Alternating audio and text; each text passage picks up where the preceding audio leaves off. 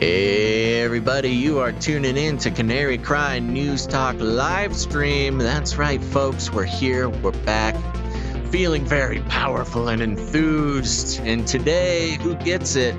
Oh, Chill over on YouTube there with the Hang Loose night. Thanks, you get the first comment of the day award. Congratulations for that.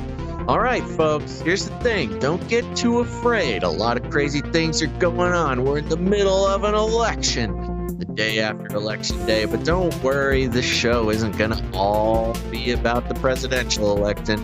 There's some other interesting things happening that we think you might want to know about. So make sure to tune in. If you haven't done it yet, make sure to smash that like button, as the kids say. And please consider reposting this or sharing this on your social media. We appreciate it very much. Okay, here we go.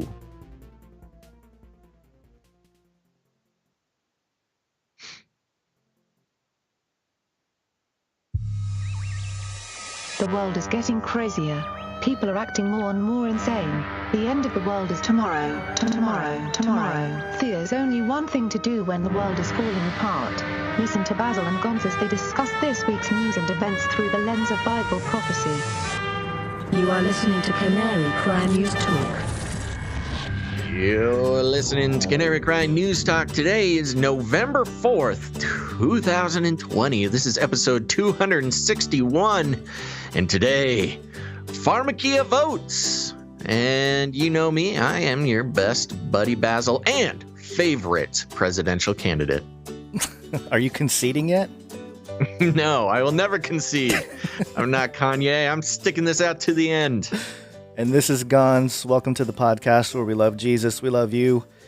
We love ourselves, I guess. Hard to do for me, not for Basil. And we're trying to love our enemies as we are in the middle of the election, or at least the vote counting, which is all the rage at the moment and all the confusion as well. Hairy Legs Joe in the Twitch chat is continuing. There's some Basil birtherism that started a few weeks ago, and it's still going. Show us your birth certificate, Basil. Never! Okay. And you can't see my taxes either. Yeah, we're waiting for that. Also, so I went to bed last night, and Trump was leading in Wisconsin. Congratulations. Not everybody can say that. No. Well, yeah, that's true. I did wake up a few times for the baby, which is built into, having a baby. Oh, yeah, there you go. But when I stopped looking at the screen to, all the election stuff, Trump had the lead in Wisconsin and Michigan. And I woke up and there was a giant spike. And now they're calling Wisconsin for Biden, and Michigan they're saying is being led by Biden as well, with 99% of the votes in. And if Biden gets those two, looks like we're going to have a new president. Yeah, right. Who is it? Is it Wisconsin, where they're reporting is 101 or 102% voting participation? Something like that. There's more people voting than are registered in the state. I don't know. That could be fake news. I just saw that on memes. Yeah, well, in Wisconsin, they're saying as of this recording, 99% reported, and Biden is less than or just about 20,000 votes ahead, which, again, it's when you look at a chart, there's like a little spike, and people are saying, oh, it's the mail-in ballots. And it's all confusing. It's not even a spike. It's a wall. It's straight up. It's not a V-shaped recovery. It's like it's an eye. It's just a giant eye that goes straight up. And then same thing with Michigan right now. As of the Google counter here, at least, he's about 70,000 votes behind. And that also I think he was like 70,000 votes ahead when I decided to stop watching. So it was like a huge flipperoo. Yeah. And people are talking on social media about there's some voter fraud stuff. Obviously, that's been the talk for a while now. But some video footage of people with suitcases bringing it into the voter counting booth in the middle of the night. I mean, this is madness, Basil. It's crazy. Yeah, we knew this was going to happen. Nothing out of the ordinary here. We've been saying it for at least a couple months that there's no possible way that this election doesn't go to the courts. Yeah. So anyways, there you go. If that hopefully that brings you a little bit of peace, somebody out there. Maybe not just like in general, not that the all is well with the world. Maybe not a complete sense of shalom, but just, no reason to freak out too much about the numbers right now. There is no conceivable universe in which this doesn't go to the courts. Well, if you listen to Biden's speech, he's pro-America. So, this is the first time hearing about this, Biden. Even though the three Fs, the three red flags, or the three red flags for communism, or I'm sorry, socialism, is in his logo, in the Biden logo. Yeah. It was interesting, and I don't know this, when it comes to graphs and charts, anybody can make a graph. But I saw an interesting graph, or it was like a plot graph that placed a whole bunch of politicians on a sort of 4-quadrant spectrum between libertarian, authoritarian, left and right. And Trump and Biden were pretty darn near close to each other. Really? Yeah. It's a circle. According to whoever was putting this graph together, the analysis was that Joe Biden and Trump, at least not in their policies, but in their temperament as politicians, are pretty similar. Which, I don't know. Who knows? Who cares? Big news, Gons. What's that? I don't know if you heard about this. I don't know. You make me nervous every time you set up stuff like that. Good friend of the show, Gon Shimura, tweeted today. He's talking about how he's a libertarian. Yeah. We finally got it from you. Yeah, well, and then I countered with, for the record, I'm not a registered libertarian. And then you came back with, no true libertarian is a registered libertarian. So I guess no true libertarian is registered for anything, anywhere. So I guess, what is it, the 500,000 people that are part of the Libertarian Party, those are not real libertarians. No, those are just shills. Shills for small government. Yeah. No, I mean, somebody's got to be registered, but a true libertarian doesn't want to be on any sort of list. Yeah, it's that is a difficult thing in this country too, to be like a true, American libertarian, because you are asking to go through the process to basically, restrict the power of the government. So it's like, all right, let's use the power of the government. By participating in it. By participating in it. Let's just scale it back, people, Yeah. That's why we need aliens. Aliens need to show up. I'm having a mic stand emergency again. No. We'll see if it lasts through the show. Last time it was, before we went on air, I think last episode, your mic totally fell off, and I really wish it was on air, because it was you going, oh no, and then the mic just falling off. You hear it falling away. Oh no. Kind of like this election. Yeah. All right. Well, any personal news? You got the baby doing the baby thing. Baby's doing good. Yep. Yeah. That I'll just leave it there. Okay. Well, I do want to just give the news, because a lot of people have been asking, and thank you very much for being engaged in this situation, those who care.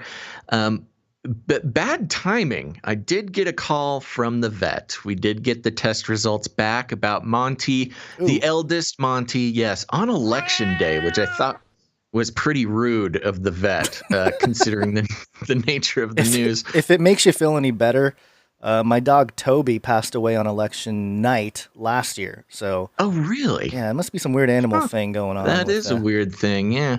Well, I did get the call, and it is very sad. But I've been preparing myself for this. Monty does officially have some very aggressive cancer and cancer tumors. I know. I went through the whole conversation about trying to figure out what to do. Vet says that there is, I can always pursue, an oncological route, go see an oncologist, but apparently it is very aggressive, and invading several different organ systems. So it's not looking good, but hopefully, best case scenario, we still got 3 to 6 months with Monty there. So we'll be doping her up, making her feel good, keeping her comfortable. When my dog went to the hospital, it was like, yeah, you can pay $6,000 to give him surgery right now, or he'll make it till next week, maybe. Sure. So it was, and it was interesting because, who knows? You can easily pay $5,000 to $10,000 for chemotherapy for your pet. But that's just insane. Not even the cost. There is a world in which, I talk about doing Kickstarters all the time for all sorts of stupid stuff. And I think I've shown such restraint over the years by not actually doing that. Yeah. I'm confident that, if I really tried to advocate and finally pull those favors from producers and people on the internet, I feel very loved. I could probably make it happen. But anyway, doing the whole chemotherapy thing just sounds like torture. And also, the vet was saying you wouldn't even get that much more time. You're buying it's just a few matter months. of time at this point. Yeah. How long is or how old was Monty? We don't even know. I think the sort of common consensus in my family, because this cat I inherited from a family member who passed.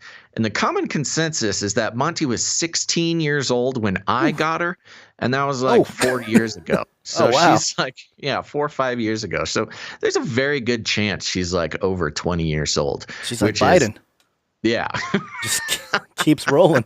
Yeah, she's pretty senile like Biden too, but she's fun. I see some people in the chat talking about cannabis oil. I have started a cannabis oil regimen, a CBD oil regimen for Monty. We'll see if that helps. She does just get pretty stoned and just lays around, so I don't know. Just in general or on the CBD? She's been a stoner for years. No, just with the CBD. I think there's like a very light THC content in the stuff that I have. Okay. Luckily, I'm in a place in the country that you can do that. And apparently, I don't know. I'm not a scientist. I'm told you need a little bit of the THC to activate the CBD or something. But I don't know. I just did what the stoner vet told me to do. All right. All right. Which kind of goes along with some of our stories here. Maybe you can move to Oregon. That's what I'm saying. It's very on theme. On theme for this episode. Yeah. All right. You wanna jump in here with the Flippy update? Let's start out with the Flippy update. Flippy update. Do you want fries with that? Okay, folks, good news, more good news on this day after official election day. Oh my gosh, every website I go to has a totally different count for presidential results. I know, gotta stop looking. that is a challenging thing about this whole endeavor. Yeah. Meanwhile, what am I doing here? Oh, Flippy update. A victory in the fight against the robots, Gons, coming from an unlikely source. This is businessinsider.com. The article is titled, Walmart scrapped plans to let these 6-foot-tall robots check inventory at stores after reportedly finding that it's simpler to let humans do the job. Now, it's just simpler. We don't need to get robots. For those who are new to the show, if this is your first time tuning in, let me let you know. Flippy is the colloquial name we have for the disembodied robot arms that are taking our jobs, enslaving our children, and flirting with our spouses. We use talking about Flippy as a proxy conversation to discuss and investigate the coming robot takeover and what we can and cannot do about it. Just kind of exploring how robotics are worming its way into our lives.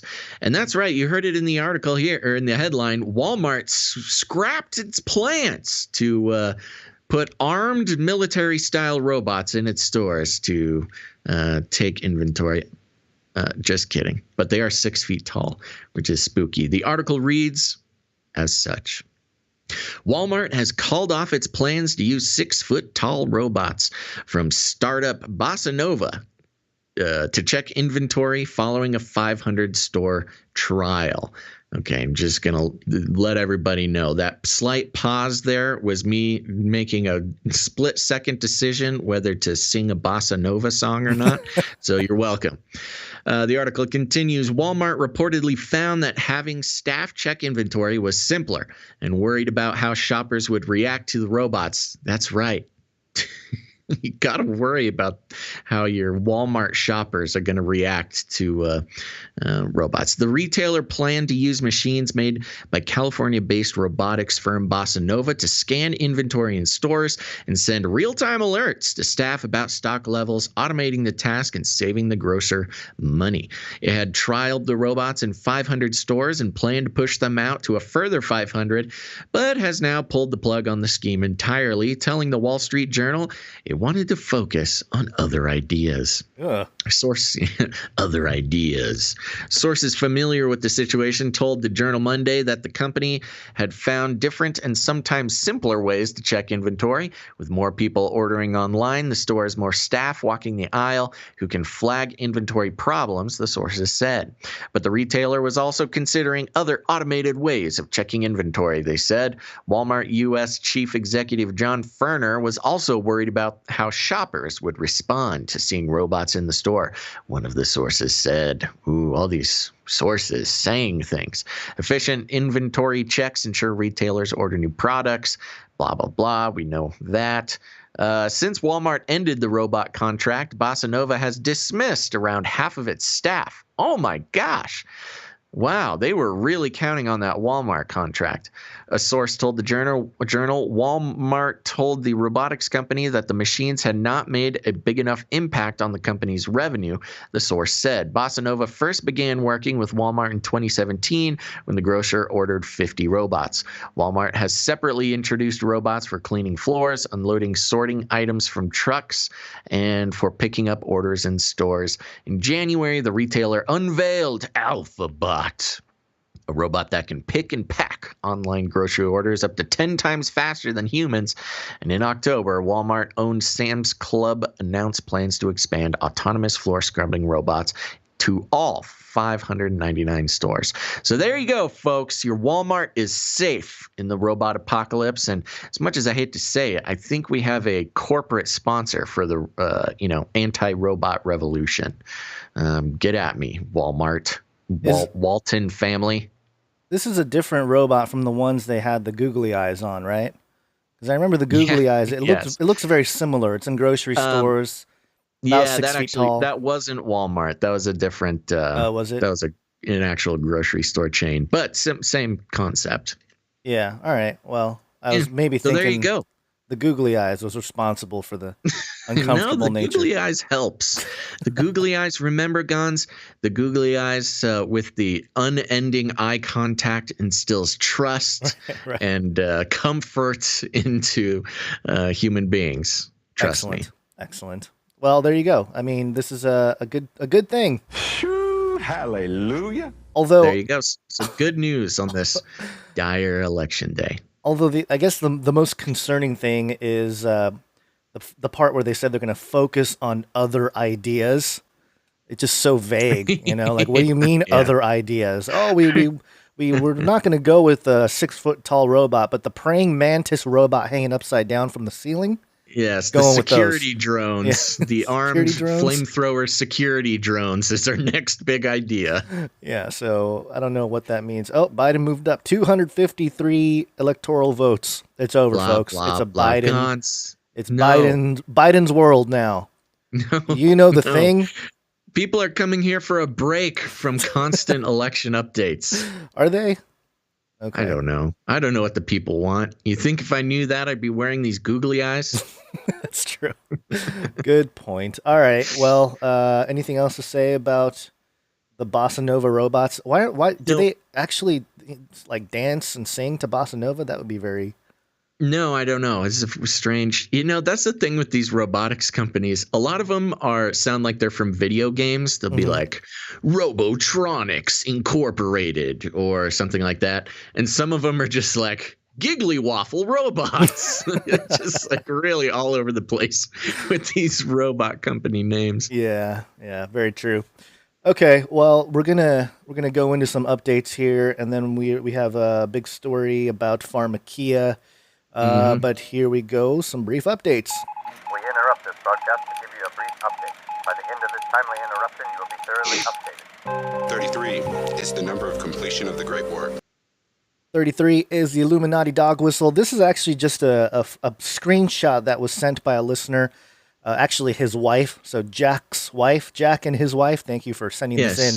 And it was basically Jack received a screenshot from Google Play Store. It looks like 33 updates available. No, and, this is his wife got this. His wife did the screenshot. Yeah, and send it to him, and he sent it to us. But 33 updates. So she was definitely. It says triggered 33, and a little all-seeing eye drawn at the top there. So pretty good. Just realizing that it's triggering people all over. I don't want to draw any unnecessary attention to Jack and his wife, or particularly his wife. But so I apologize if I'm overstepping my bounds.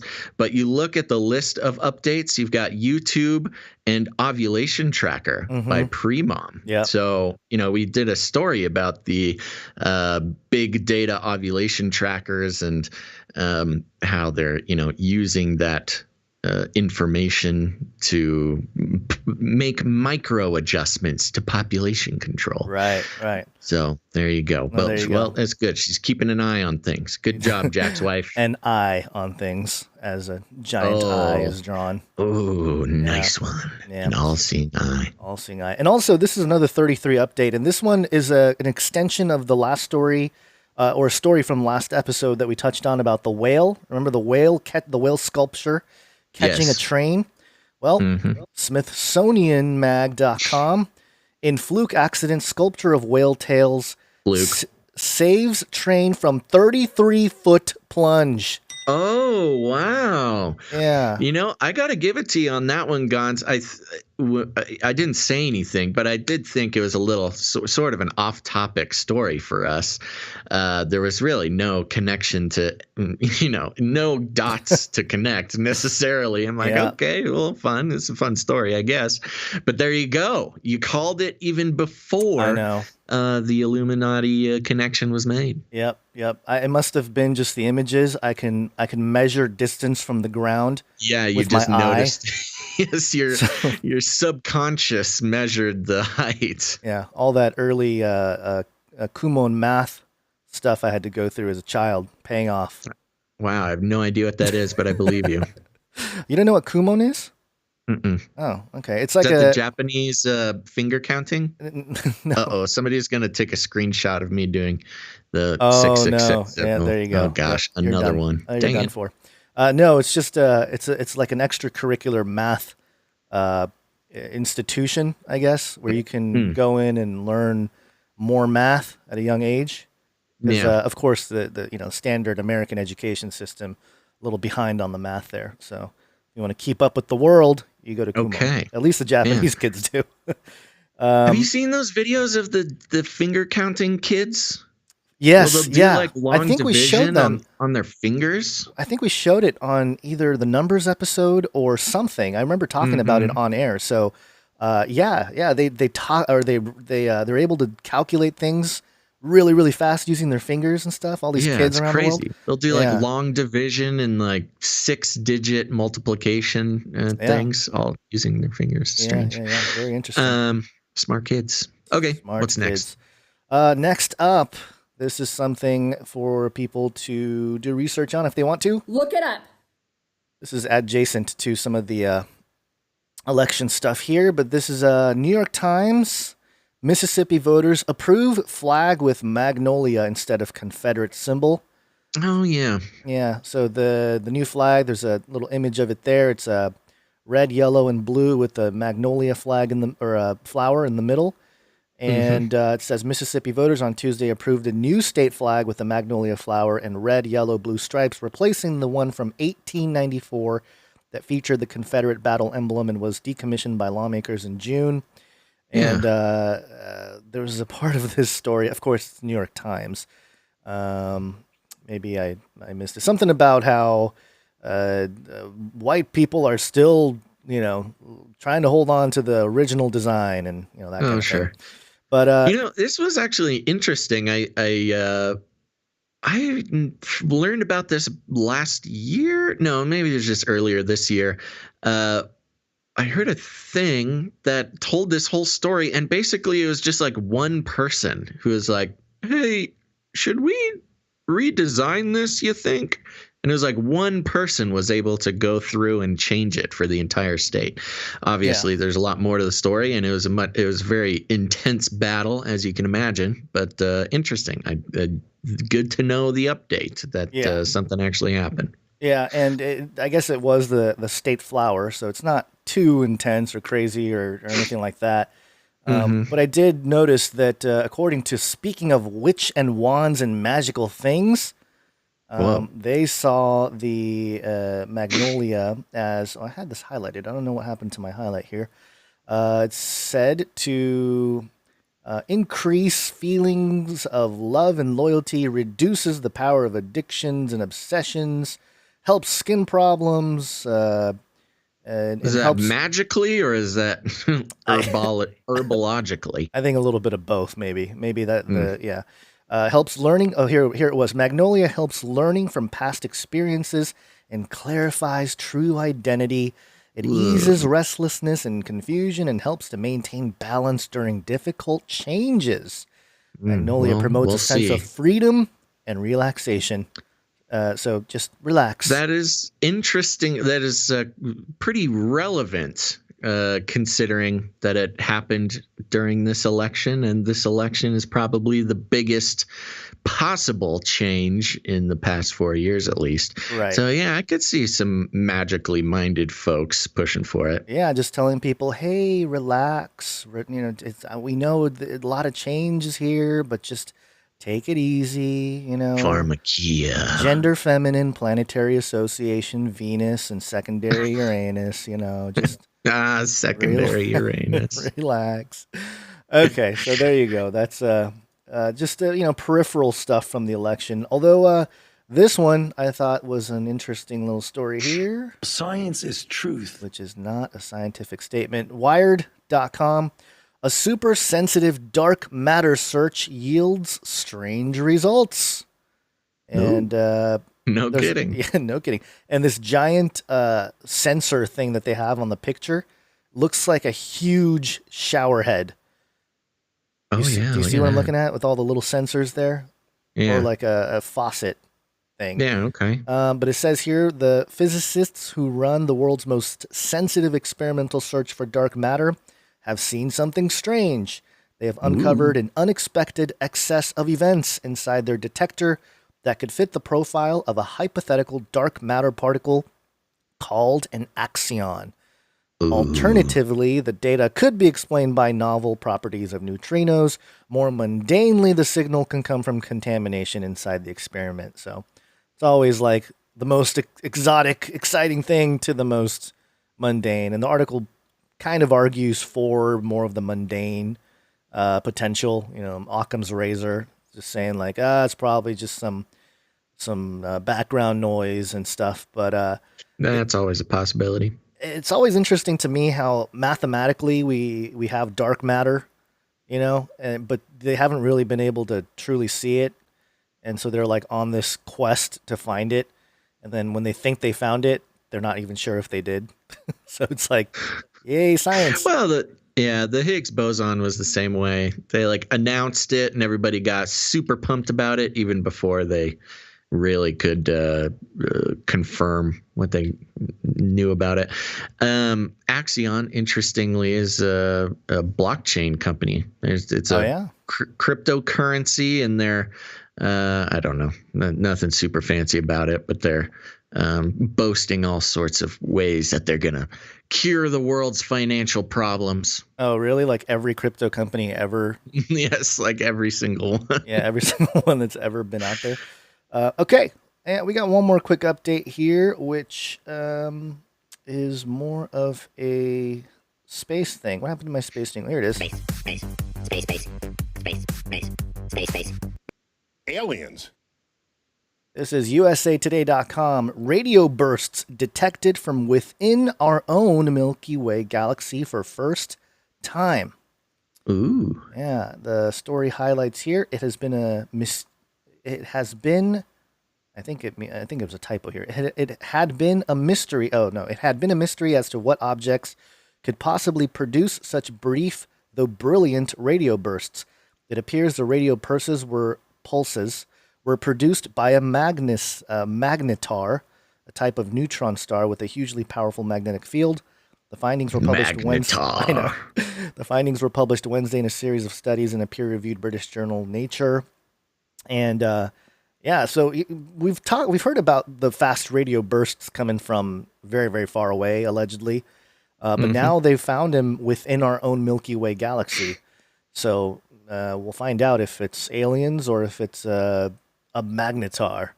Yeah, so we've got a Martian with a walkie-talkie or something. Yeah. And it's interesting that the magnetar that produced the bursts is an estimated 32,000 light years from Earth. So close to 33. Maybe they're just, they're not quite sure. They're waiting. Yeah, they're waiting. Estimated, so, Why is it always an estimate? How come, if they're so accurate about this stuff, how come they can't give us like an exact Because they're not. Because they're not so accurate about it. Okay. Well, yeah. Science is truth. But science. Yeah, I think I can see Tsoukalos saying, "Oh, aliens! It's aliens for sure this time, and they're getting closer."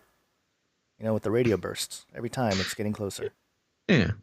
Okay, I get it. Cool. We get about one of these every 2 weeks. We do. So that's good to know. We do.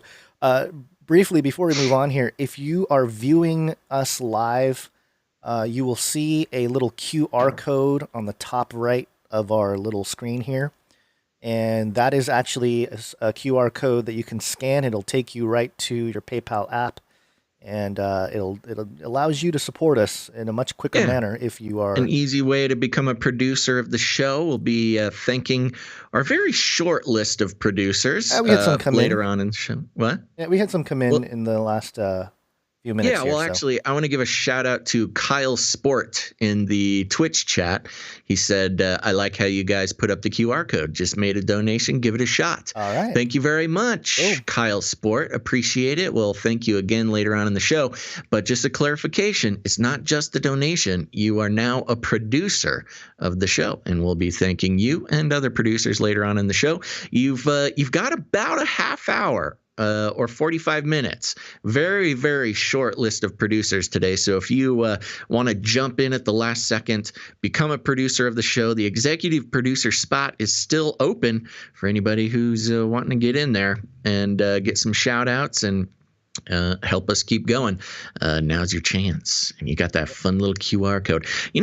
Speaking of QR codes, Gons, I don't know if we've talked about this before or not, but when QR codes first came out and you needed a special QR code reader and, a separate app and all this, QR codes almost died entirely because they were so inconvenient. And I was very passionate about trying to destroy QR codes because they were so stupid.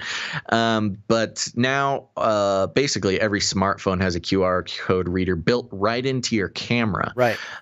So if you've never used one before, all you got to do is just point your camera at the QR code. It'll automatically read it, and it'll just give you a little option. You click on the option, and it'll take you to a place. So they really perfected the system. I'm now back on board with QR codes. Yeah, until they force you to tattoo a QR code on your right hand. Yeah, well, it's forehead. It's funny to consider too. QR codes is basically how they train AI and autonomous robots to distinguish things in the environment. So, if you have the right QR code on your shirt, the robot will, consider you. You can have the QR code for, I'm your mama. I'm your mommy robot. Do as I say. Something like that. Yeah. Okay, let's keep going with the show. Let's get into our main story. Pharmakia.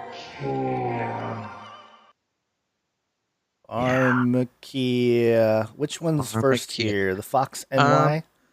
I don't know. I'm going to do the Fox one. Okay. I'm going to start. What do you think? Yeah, I'll start with the Fox one because it's kind of funny to have it reported from Fox. So that's where we're going to go. Fox5ny.com.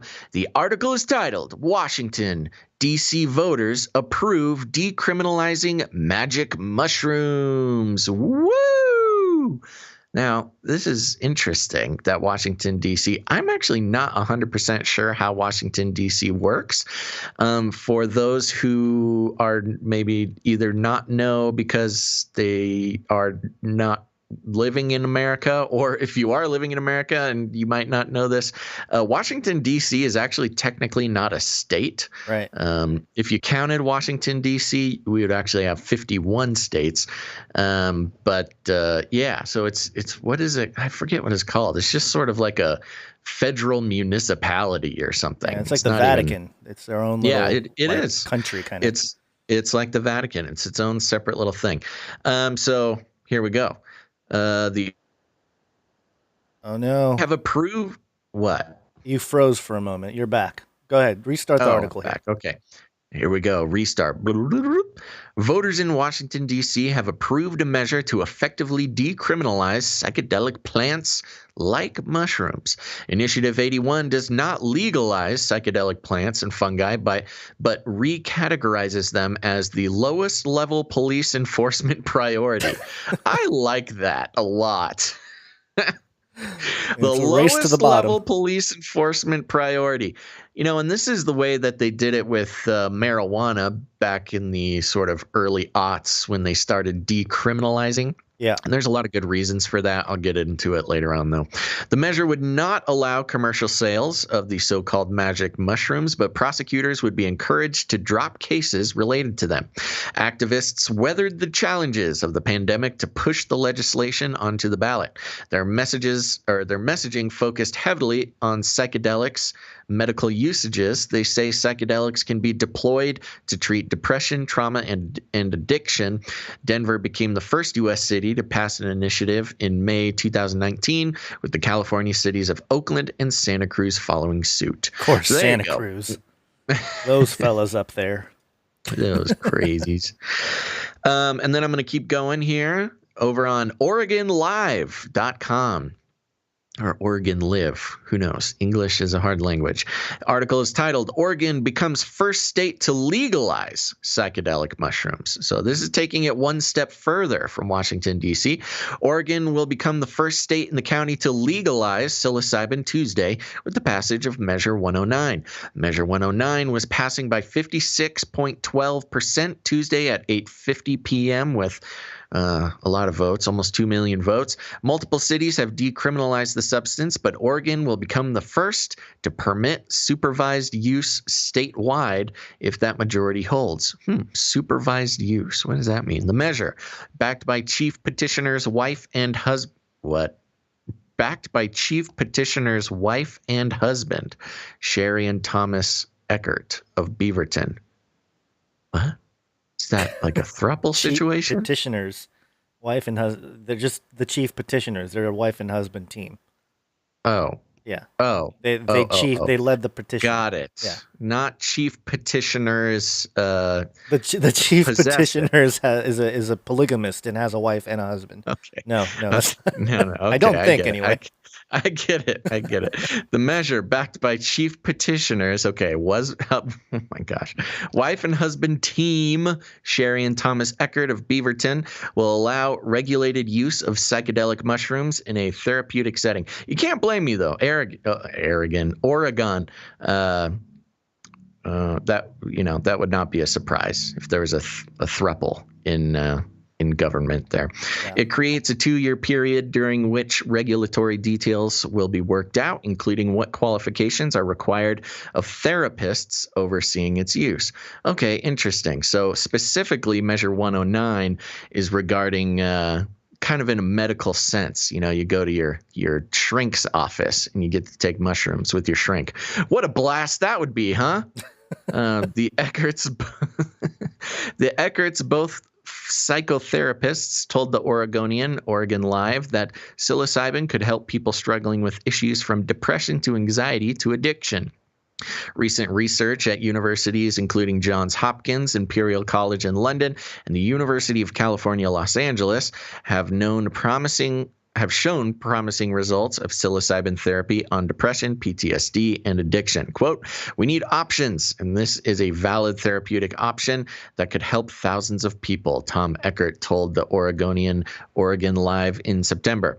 The new law will allow anyone aged 21 or older who passes a screening to access the service for personal development. Oh, there's that magic word, that magic millennial word, personal development. But the law won't mean that magic mushrooms have the same legal status as cannabis. Instead, it will allow psilocybin to be stored and administered at licensed facilities. Another measure on this year's ballot, Measure 110, will decriminalize possession of small amounts of drugs, including psychedelic mushrooms. That measure passed Tuesday night.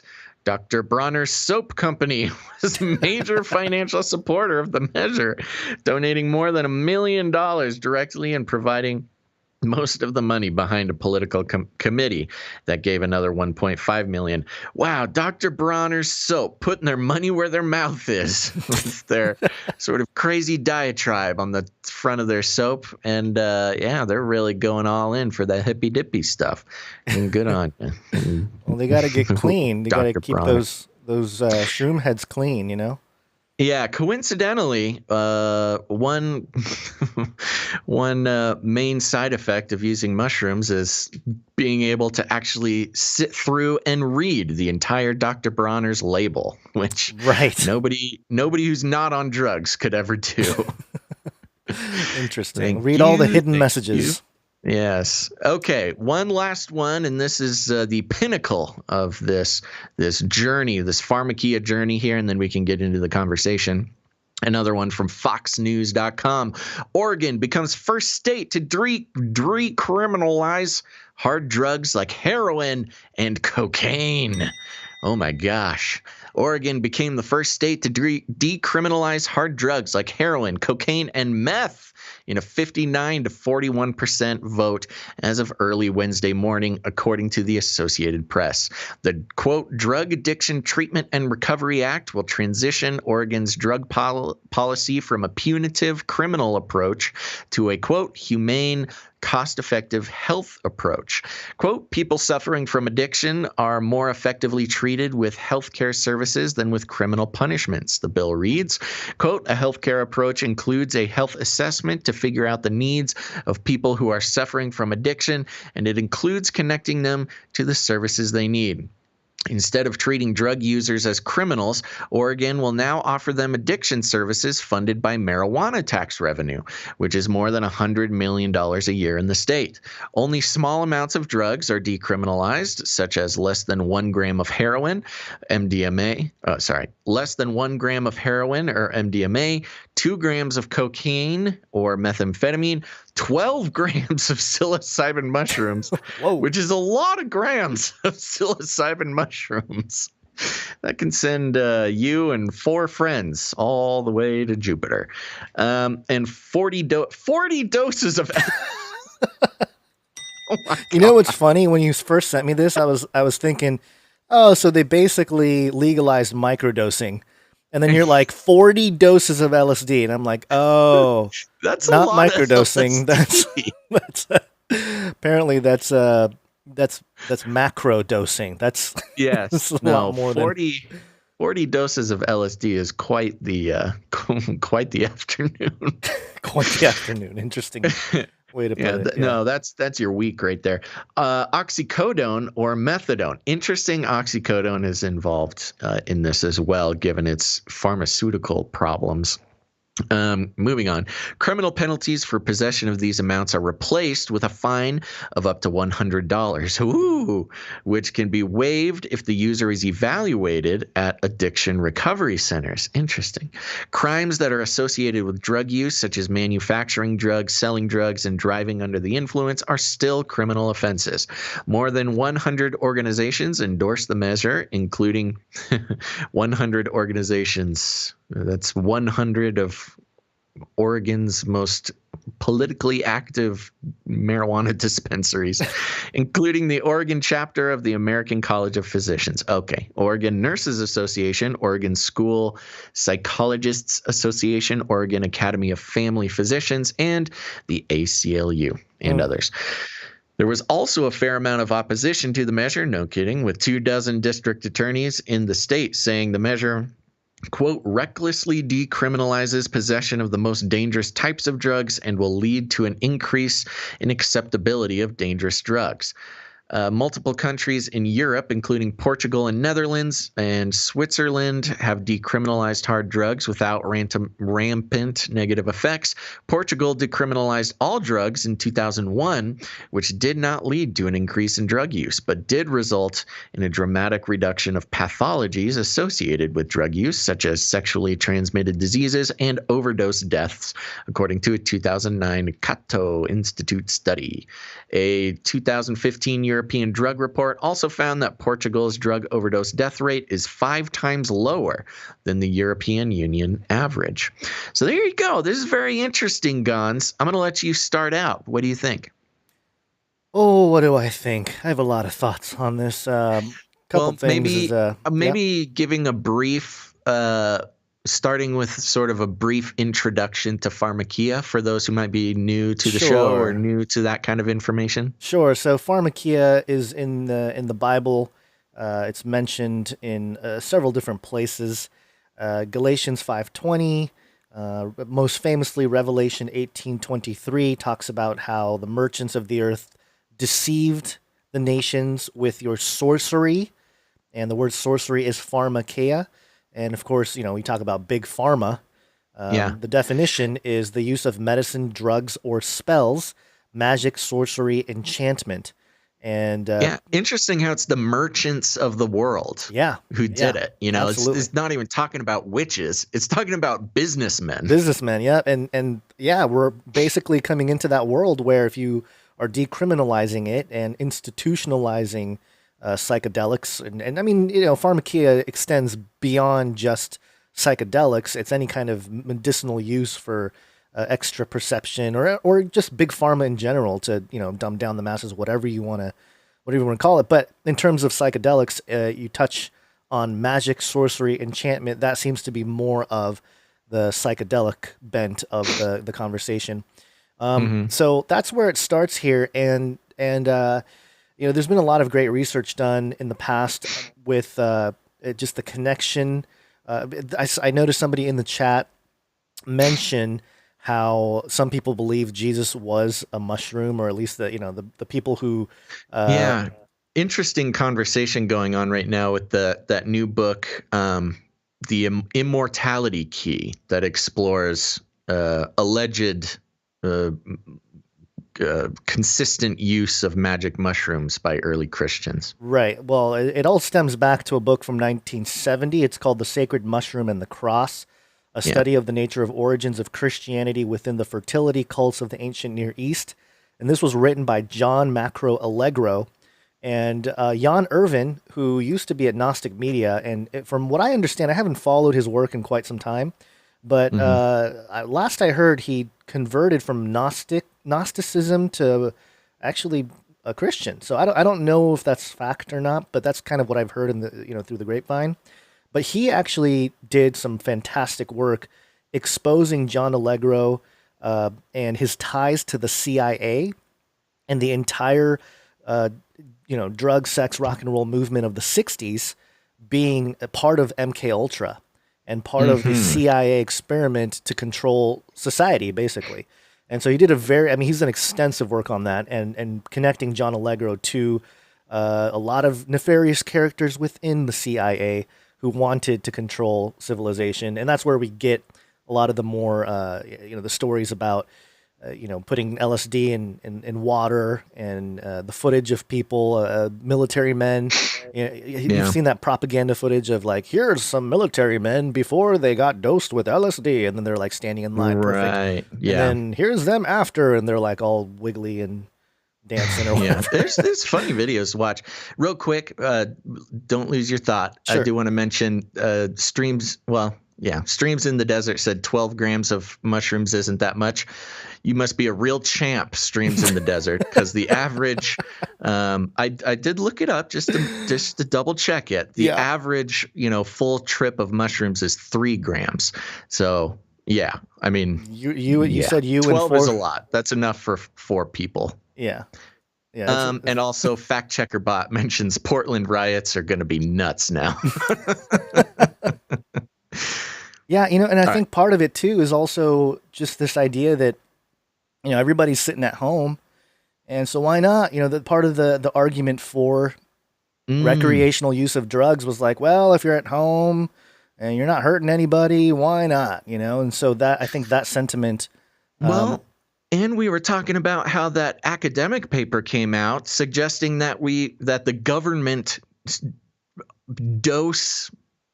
basically dose conservatives while they're in quarantine to be compliant to quarantine. That's right. Yeah. So there you go. I think there's a lot of social control built into this type of thing, and you're going to get a lot of the Joe Rogan crowd-ish be really pumped about this. Hey, we're helping people with, what is it? Trauma. What is that? What's that thing called? I'm blanking on the name. PTSD. Thank you. Yeah, and stuff like that. And sure, there's probably some scientific approaches to some of the chemicals and substances that if you do decriminalize, people in the labs can use it to medicinal purposes. But I mean, you're still talking about medicine here. And the other part of it, and I wanted to go back to the first article from the Fox NY. It had something to do with as long as people can use it, or maybe it was the Oregonian. It was a mention about being able to use it with overseeing its use, therapists overseeing its use. And I can't imagine how this isn't going towards like a Flippy robot rebellion, or not rebellion, robot, babysitter type of situation where it's like, oh, you don't have anybody to watch over your drug trip. Why don't we get some robots to assist you to make sure you're, being able to go to the restroom and whatever else. So that could be a whole different robot industry of like, not just drug dispensing, but also, being able to help you out. So that's just something that came across my mind. But overall, I think this plays into the Revelation 18, and you mentioned it, the merchants of the earth, deceiving the world with sorcery, that type of, or at least culturally moving in that direction. And sure, you have... there's a conversation there.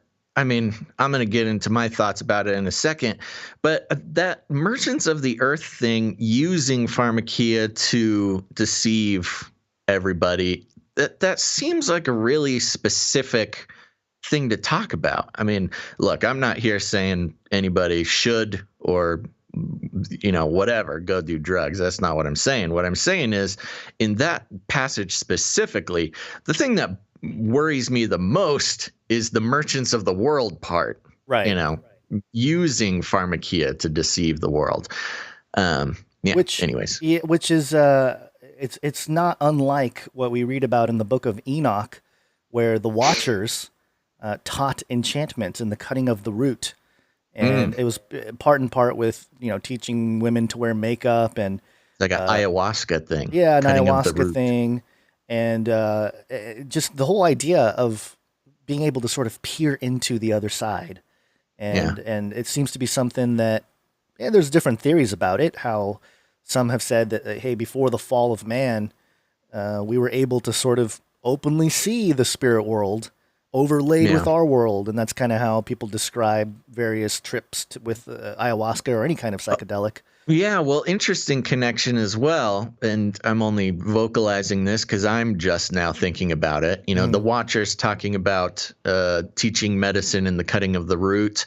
Cutting of the root, I don't know what exactly they meant, but ayahuasca, I believe, is a root-based thing. I could be wrong. Maybe it's bark. I don't know.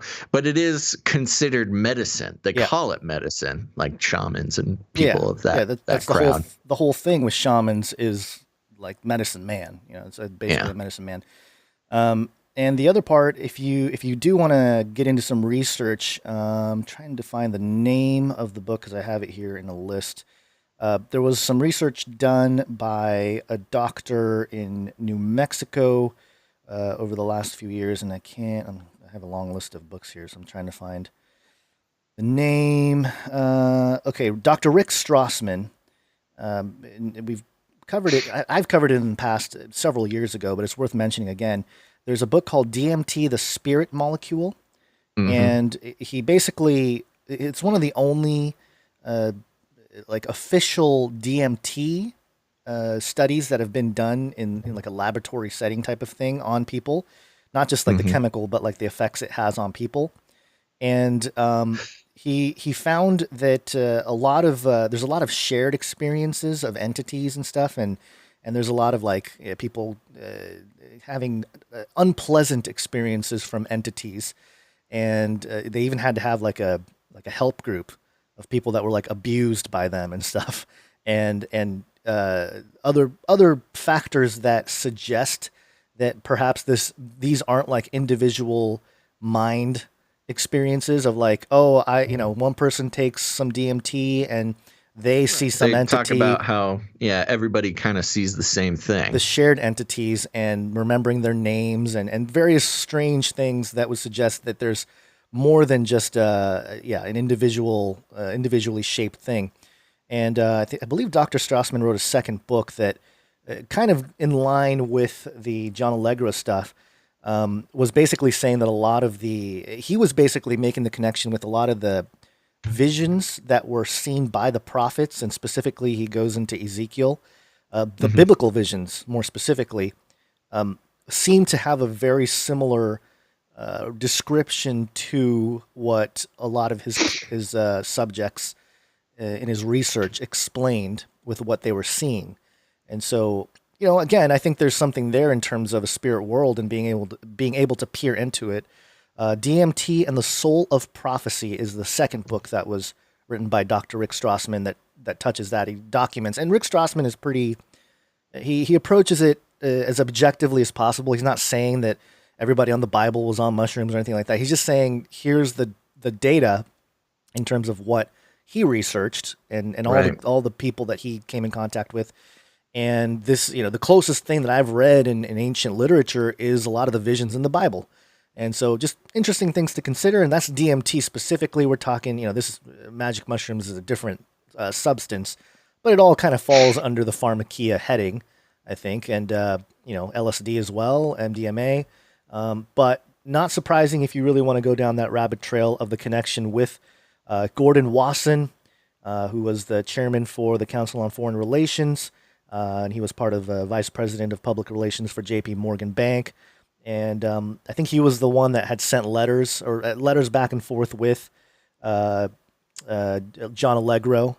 And, just some suspicions there about the role the CIA played in the drug culture movement in the 60s and 70s. And I think ongoing. I don't think that what we see now with the culture is different. It's just an evolved point of that. And because if you think about drug culture, it's pretty mainstream in terms of like pop culture. Ayahuasca, you hear all about these professionals going down to South America to have an ayahuasca experience to heal from their traumas and stuff like that. There's a lot of that going on. So it's become more and more widely accepted culturally. And I would imagine that is also part of the MK Ultra externalization of the hierarchy, so to speak, when it comes to having it become an accepted thing in culture and now legislatively accepted. There's an argument to be made from the like state economics of like the positives of decriminalizing drugs.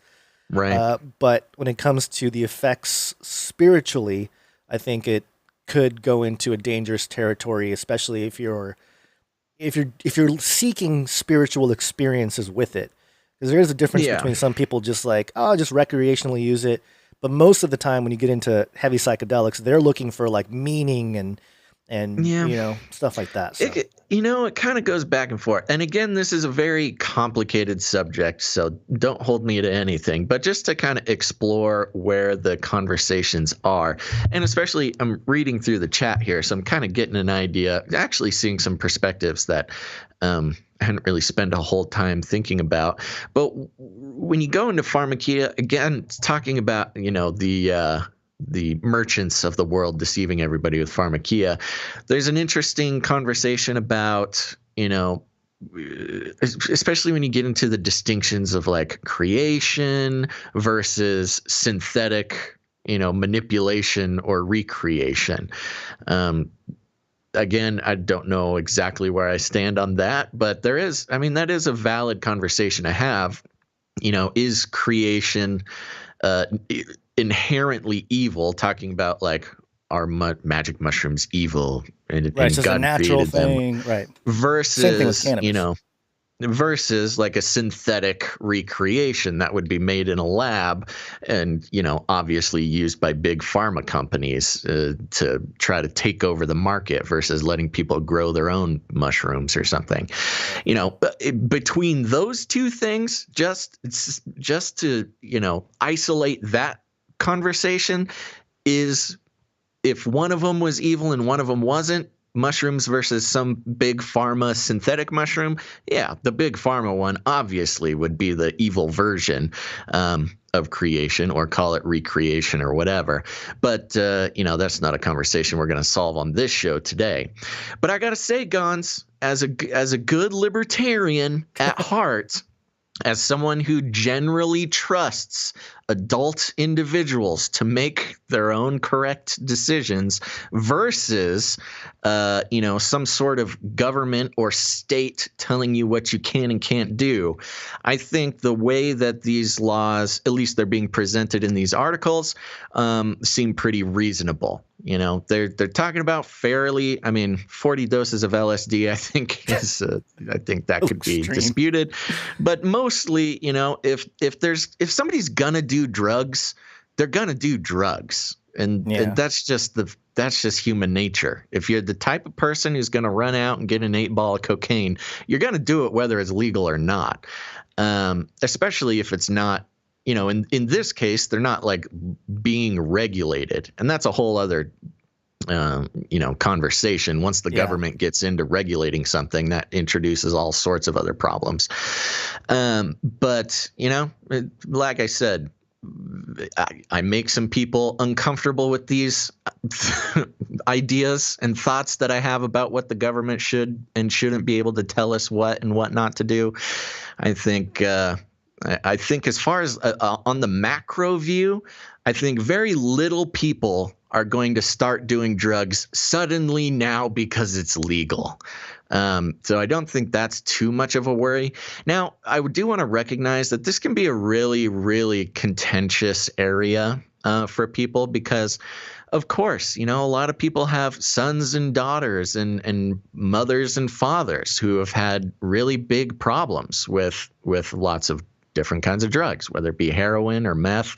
There's a huge heroin and huge meth problem in this country.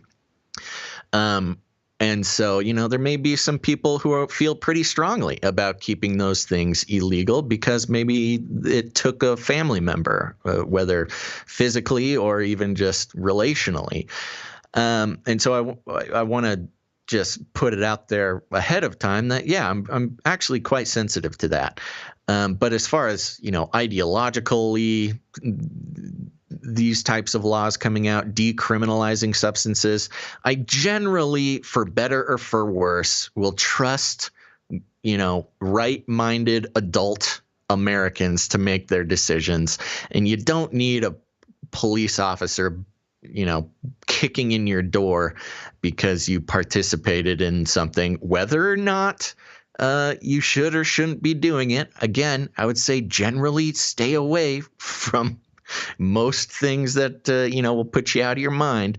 But at the same time, there's, the war on drugs is predicated on making these things criminal offenses.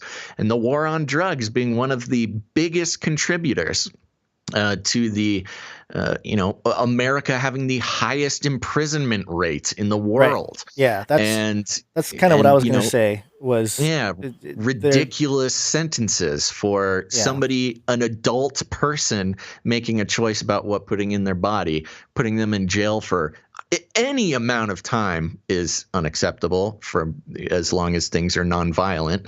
But yeah, for sometimes lifetime sentences for ridiculously small amounts of drugs.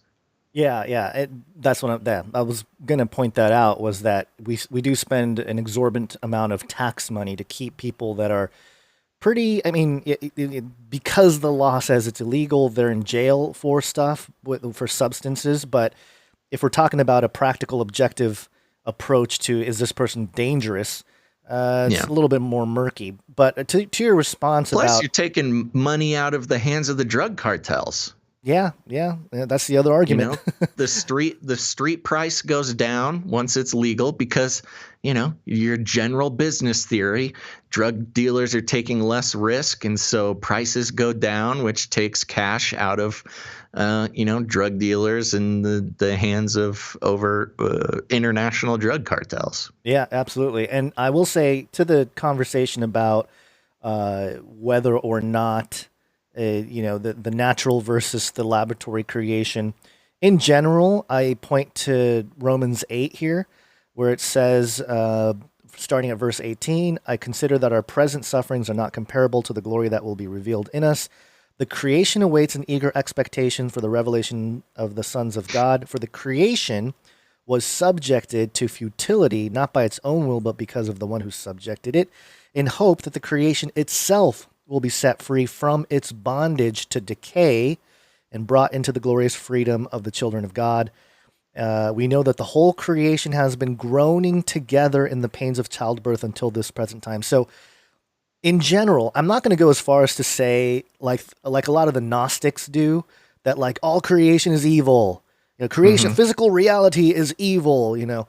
That's not really the point here. But the idea that creation itself is in bondage would speak into how even the naturally occurring plants and substances, like mushrooms, would be subject to that decay, and maybe something that we shouldn't necessarily be messing around with in terms of. That's a great point. Just so I can agree with you real quick, there's in obviously sort of new agey thought systems, but also a lot of, Christian thought systems, creation is kind of considered to be perfect. And I don't think it's a situation where creation is either perfect or imperfect.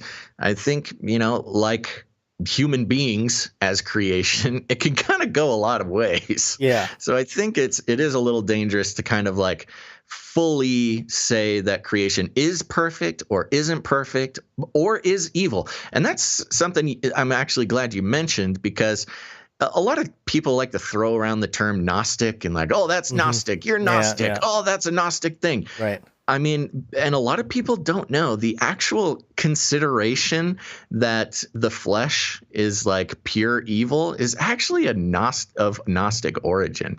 Yeah. The idea that your body and your flesh is evil is not necessarily fully I don't know what you would say on an Orthodox Christian idea. I've heard a lot that was actually the very basis of Gnostic belief. Which is something that I see, and I don't mean to single out a certain group of believers out there, but I will just say it.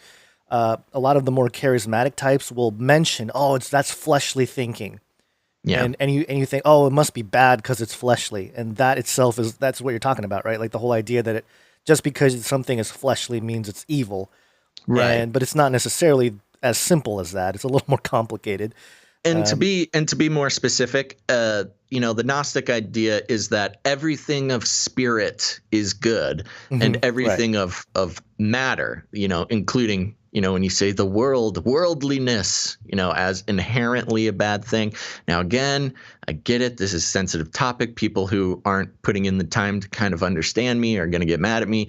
But the point is the sort of black and white nature of all spirit good, all matter bad is, inherently of Gnostic origin. Yeah, I mean, the Bible talks about the spirit of Antichrist, which means there is a spirit that's out there that is deceiving people, and also the Holy Right. Spirit. So yeah, of course, it's a challenging conversation, but yeah, I think people like to label things and put them into boxes that they feel comfortable with, and then they run with it. And, Especially something like not calling something Gnostic, because most people don't actually know what that means. yeah, I know. I mean, yeah. and not a count against them. There's calling something Gnostic could mean dozens of different things. I know. Yeah, it could be the Gnosticism from ancient times to more of a general definition of gnosis.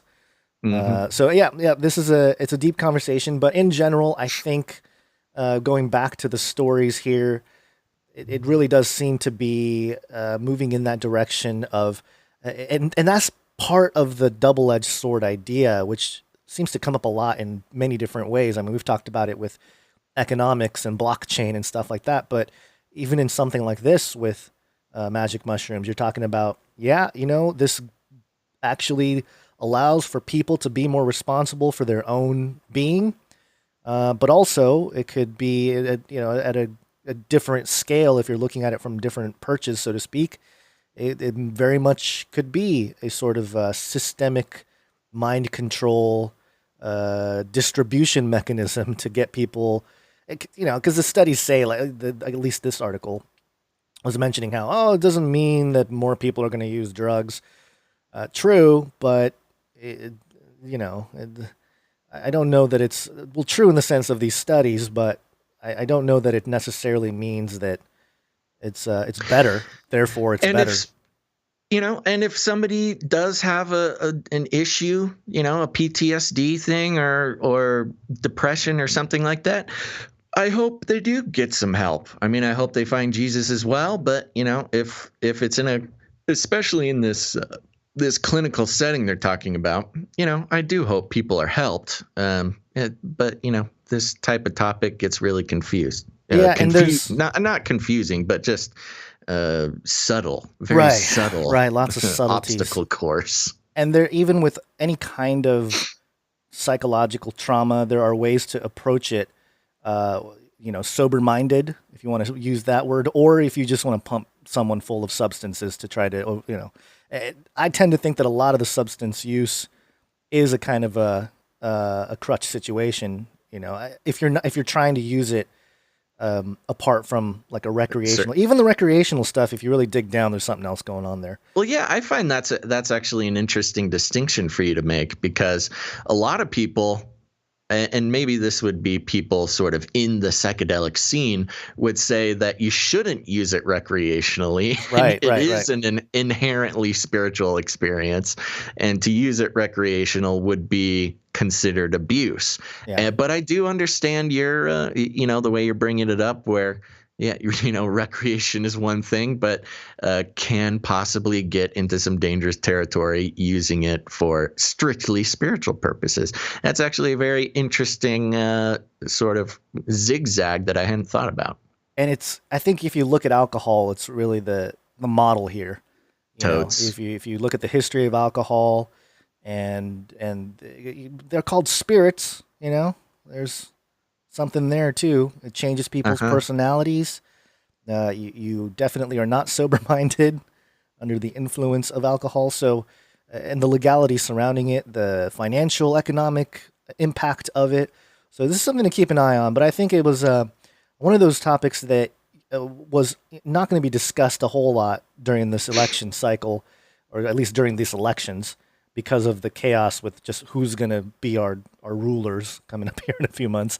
But also the people that have been talking about it, for the most part, if you're talking about like fringy, truthy type of folk, it's going to come more, or like I guess you can call quote unquote woke folk. It's going to be more of your, hey, this is great for the progress of society. It's all great, good stuff. And again, we've touched on the points of agreement there, but also the points of concern when it comes to the greater eschatological picture of how Bible prophecy is supposed to unfold, and how this idea of pharmakia, sorcery, magic, enchantment, the use of medicine, drugs, or spells is part of deceiving the whole world. I mean, it's not just like, oh, they deceived some people. It's like, no, they deceived the world. Right. Right. So it's like, okay. Yeah, and you know, that's the thing, keeps getting caught up, man. Those merchants, I don't like them. I don't like them getting involved. And yeah, I think to close it out so we can move on, I would say for me, I will make a very pinpointed statement, which is politically, on a strictly political level. I'm actually, I like it when the government doesn't get to tell us what to do. Every little step towards that makes me feel a little bit freer. Again, let's using the political process to tell the government that you can't do something in our lives. We're just one big, people on both sides of the political aisle call each other hypocrites, But if you look at it, if you step back, we're just all one big hypocrite. Like just all of us, every human is just one big hypocrite. Well, that's why we got to separate it out. That's why I say politically. Strictly politically. There's a lot of reasons to like this outcome. And yes, of course, there's a lot of reasons why it's some risky business. But again, politically, even on a political note, if somebody's going to do drugs, I don't think the matter of if it's legal or not, it is the least resistance that they're going to face. Right. That's when it comes to trying to do drugs. Yeah, that's a very good point. All right, so something to keep in mind, and we'll bring up more as more information gets reported on these topics. But let's move through this other story fairly quickly here as we go into a break. This is another quasi-election story, or an adjacent to the election story. And it's concerning cybersecurity. NSA-style hybrid war psyops. And there's a clip here, a 1-minute clip, to sort of get us going into the story. It's from CBS, I believe. Wait, what is it? Yeah, no, this is... Which one? Oh, yes, CBS Evening News. They reported on this, I guess, yesterday. Here we go. CBS's Jeff Begays has more now on election night security. Good evening, Jeff. Nora, we are here in Black Lives Matter Plaza. You can see several hundred people here behind me. I'm sorry. Is he okay? Does somebody have him tied up in a basement? Oh my gosh. Some people really relish in the I'm a reporter thing and do the reporter voice, but sometimes it's a little overdone. Maybe he needs some laxatives. I don't know what's going on here. Something is wrong. I'm sorry. Okay. Maybe he's on some Pharmakia. Just because of his voice, or does he have a story we actually need to listen to? He has a story. Okay. I wasn't prepared. I'm prepared now. I can make it through. Nora, we are here in Black Lives Matter Plaza, and you can see several hundred people here behind me. They're calling this an election results watch party, a much different kind of watch party at DHS, where they have a command center that's been set up, and what they're looking for is evidence of adversaries trying to breach election systems. So far, they tell us they haven't seen any evidence of it. Also, FBI headquarters has their own command center set up as well, and we're told that agents are investigating robocalls that were made today, urging voters to stay home. There is no finally they're investigating threat of violence. robocalls. That's what our sources are telling us. However, what we're seeing across the country is a heavy police presence in cities across America, including here in Washington, D.C. And right over here, you can see these businesses all boarded up, Nora, just in case. He's on some magic mushrooms. He's in D.C., right? He's on something, some sort of pharmakia. Or like you said, maybe he needs something to loosen up the system. Yeah. Okay, so yeah, there you go. I mean, I don't know. This doesn't really come as a surprise, but it's always interesting to see it happen. So the deeper part of this story is reported here on AmericanMilitaryNews.com. U.S. Cyber Command, NSA, hunted Iranian hackers trying to interfere in 2020 election. And so here it says the U.S. National Security Agency and U.S. Cyber Command, Cybercom, the military command tasked with cyber-related operations, took action to counteract Iranian hackers who had obtained U.S. voter data and sent threatening emails to voters. Voice of America reporter Jeff Selden tweeted, "New U.S. Cybercom hit back at Iran following its disinformation intimidation email campaign late last month using hacked voter registration data. Cybercom Director NSA General Paul Nakasone revealed the op in briefing with a small group of reporters. In another tweet, Selden said both at U.S. Cybercom and NSA Gov out, quote, hunting forward to eliminate election 2020 threats per Cybercom's General Paul Nakasone. Ooh, hunting forward. Yeah, hunting forward appears to refer to hunt forward operations, a type of cybersecurity action recently described by Cybercom as an effort to identify and preemptively stop cyber attacks. CNN reported a U.S. official told them on Tuesday that the NSA and Cybercom had taken action within the last 2 weeks against Iranian hackers working for the Islamic Revolutionary Guard Corps in response to election interference efforts observed by U.S. officials. The official provided few details for what actions the NSA and Cybercom took against the Iranian hackers, but CNN reported the actions came in response to Iranian hackers who last month posed as members of the right-wing Proud Boys group and sent threatening emails to American voters. The Washington Post similarly reported Tuesday that the NSA and Cybercom had taken action against Iranian hackers after they posed as members of the right-wing group in the U.S. and sent threatening emails to voters. Posed as the members of the right-wing group. Yeah, so I guess, made it seem like the Proud Boys are threatening, people to vote or stay home. Oh, that's not going to make the Proud Boys very happy. No. General Paul Nakasone, who leads both the NSA and Cybercom, did not provide specific details about the U.S. cyber operations when asked for comment by CNN or Washington Post, but he told the Washington Post he was, quote, very confident in actions his team had taken against adversaries, quote, over the past several weeks and the past several months to make sure that they're not going to interfere in our elections. Nakasone said the NSA had been monitoring Iranian action for some time and his team was not surprised by Iran's actions. Quote, we had a very, very good bead on what a number of actors were trying to do, he said. Quote, we provided early warning and followed them very closely. We weren't surprised by their actions. On Monday, the New York Times also reported the Cybercom hunt forward operations, yada, yada, yada. So it goes on here. U.S. Director of National Intelligence John Ratcliffe described the Iranian election interference efforts in a press conference shortly after reports first emerged of the voter intimidation emails. Ratcliffe said the Iranian efforts meant to intimidate voters, incite social unrest, and damage President Trump. Nakasone told the Washington Post that the levels of foreign election interference appeared lower than they did during the 2018 U.S. midterm elections. Nakasone said, quote, I just don't see the levels that we had seen in 2018, or they're just better at hiding it.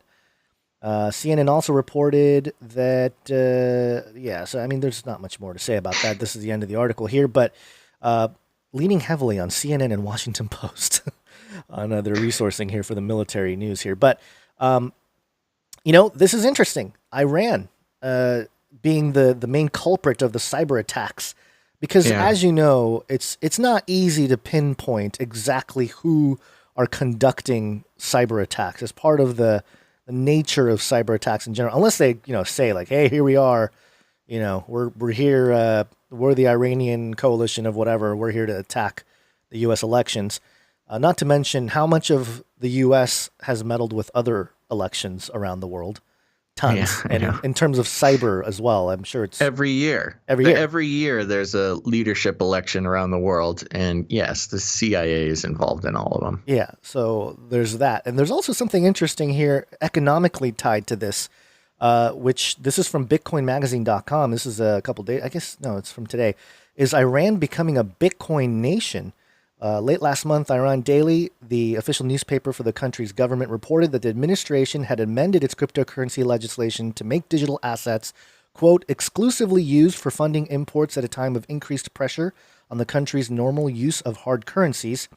In practice, this means that Bitcoin and other cryptocurrencies are mined officially under government oversight will have to be supplied directly to the central bank of Iran.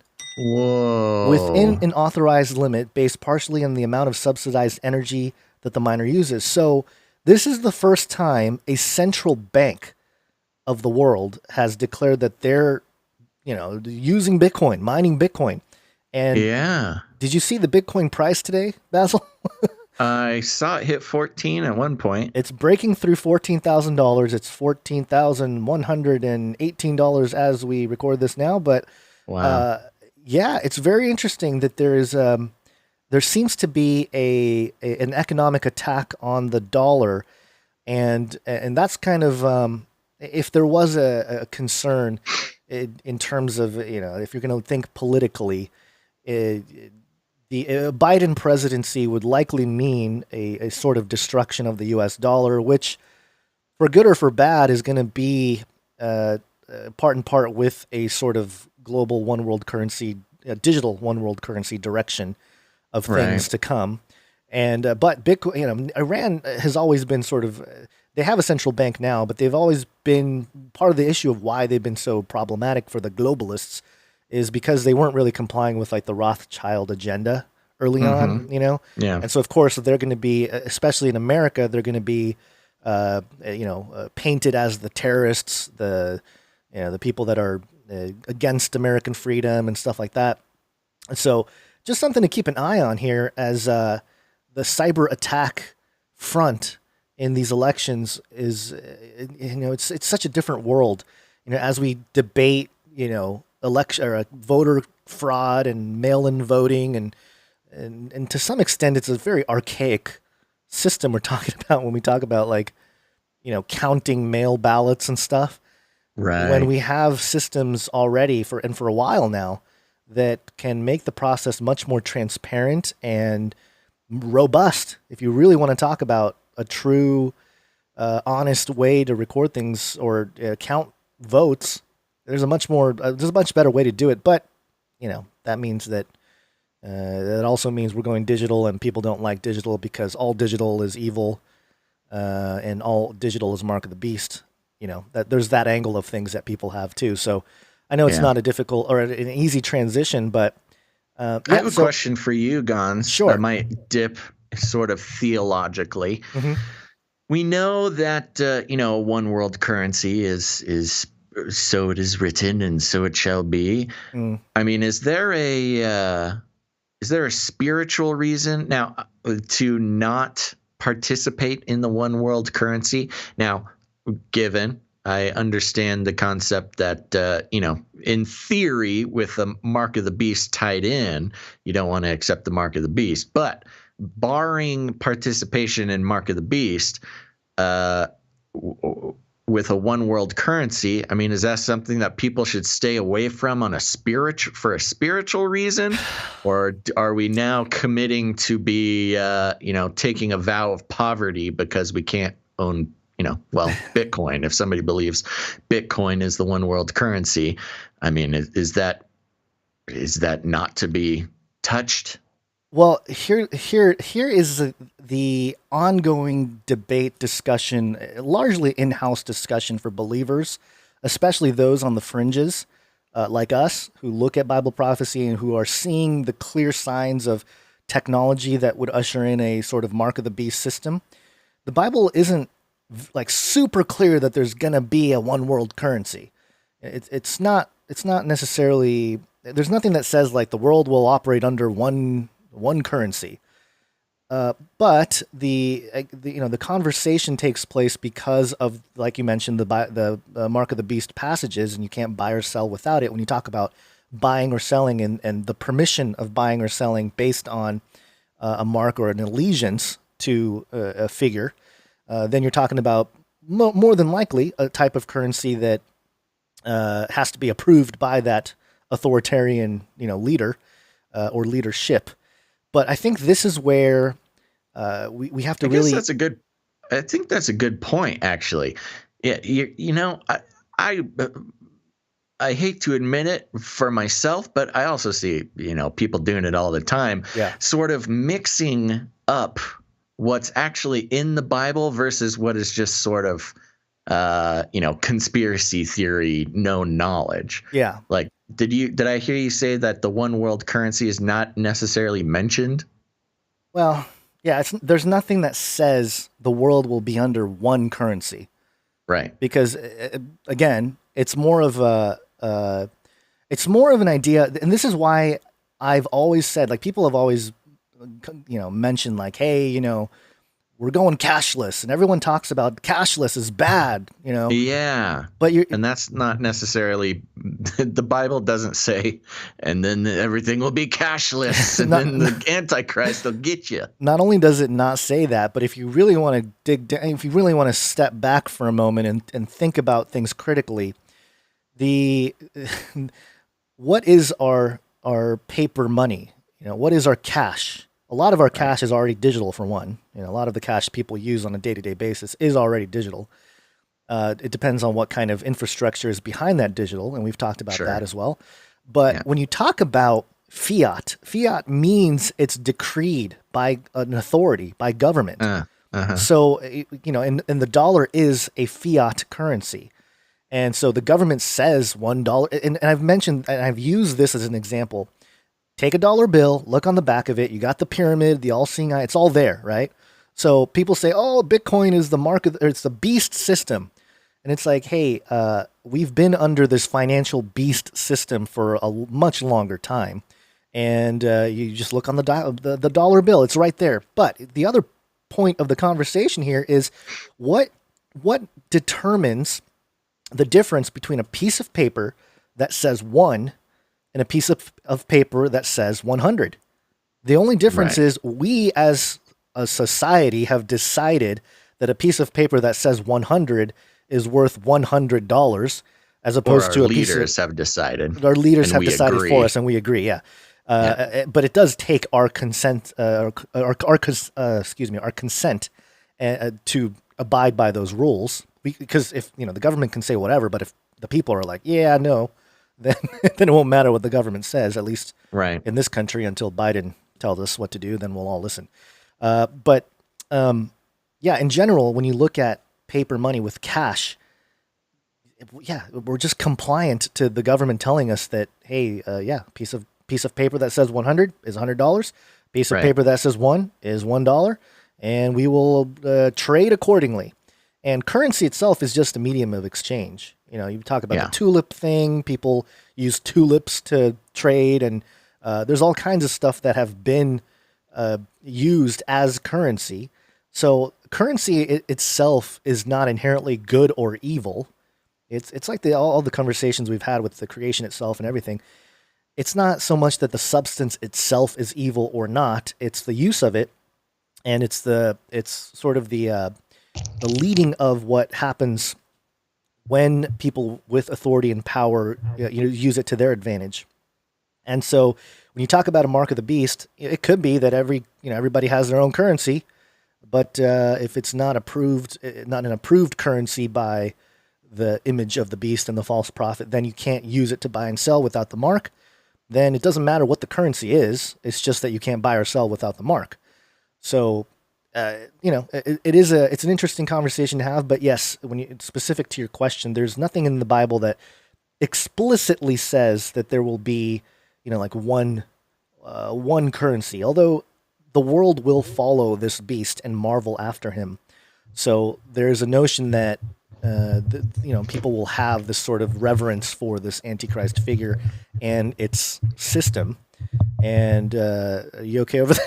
Yeah, looks sorry, like you're starting I'm to fall having some apart. microphone troubles here. Yeah. The arm is starting to give out.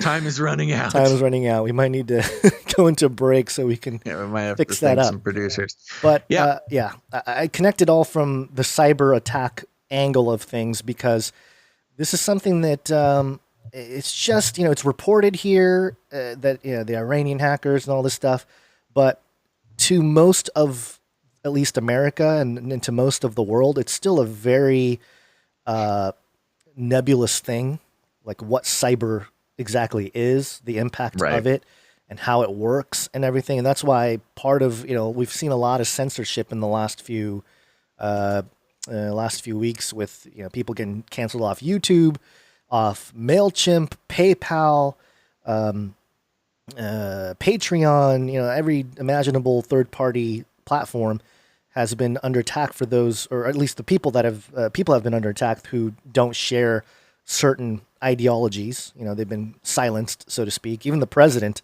or at least the president for now, President Trump, was censored when he tweeted something out yesterday, and they put a giant, caveat on his Twitter. Oh yeah, they love doing that.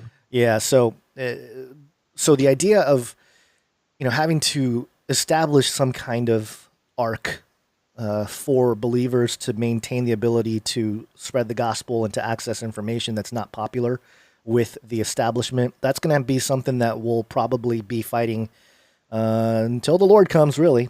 And when it gets to the point where we find ourselves in a situation like China, and I say China because they're very much against Christianity, like openly. Islam too. Any kind of religious movement, they're putting people into camps and killing them and all sorts of horrible things. If that becomes the precedent across the world, then we'll know that we're really entering the end times, because in Revelation 6 it even talks about those who had already been martyred are the souls under the Lord's throne. They're all going, God, how much longer? How much more blood has to be shed before you do something? And so there's a precedent being set in that direction. Can we do something about it? In the bigger arc of things, no, it's all under God's timing. But on a day-to-day, I think it would be, just in my opinion, it would be almost like giving up. If you're just like, oh, we're all going to get, martyred and beheaded anyway, so let's let the Chinese take over America, because why not? I don't like that attitude either. So I don't know. You got me off on a little tangent there, but I got him. I got him talking, folks. All that to say that, yeah, this is a conversation that needs to continue to happen to educate the church into what all this means, what all this is. The main point of the mark of the beast and the image is worship of the beast. And there's other passages that talk about, money is not the root of evil. It's a love of money that is the root of all evil. All that to say, go buy some Bitcoin. Go buy some Bitcoin.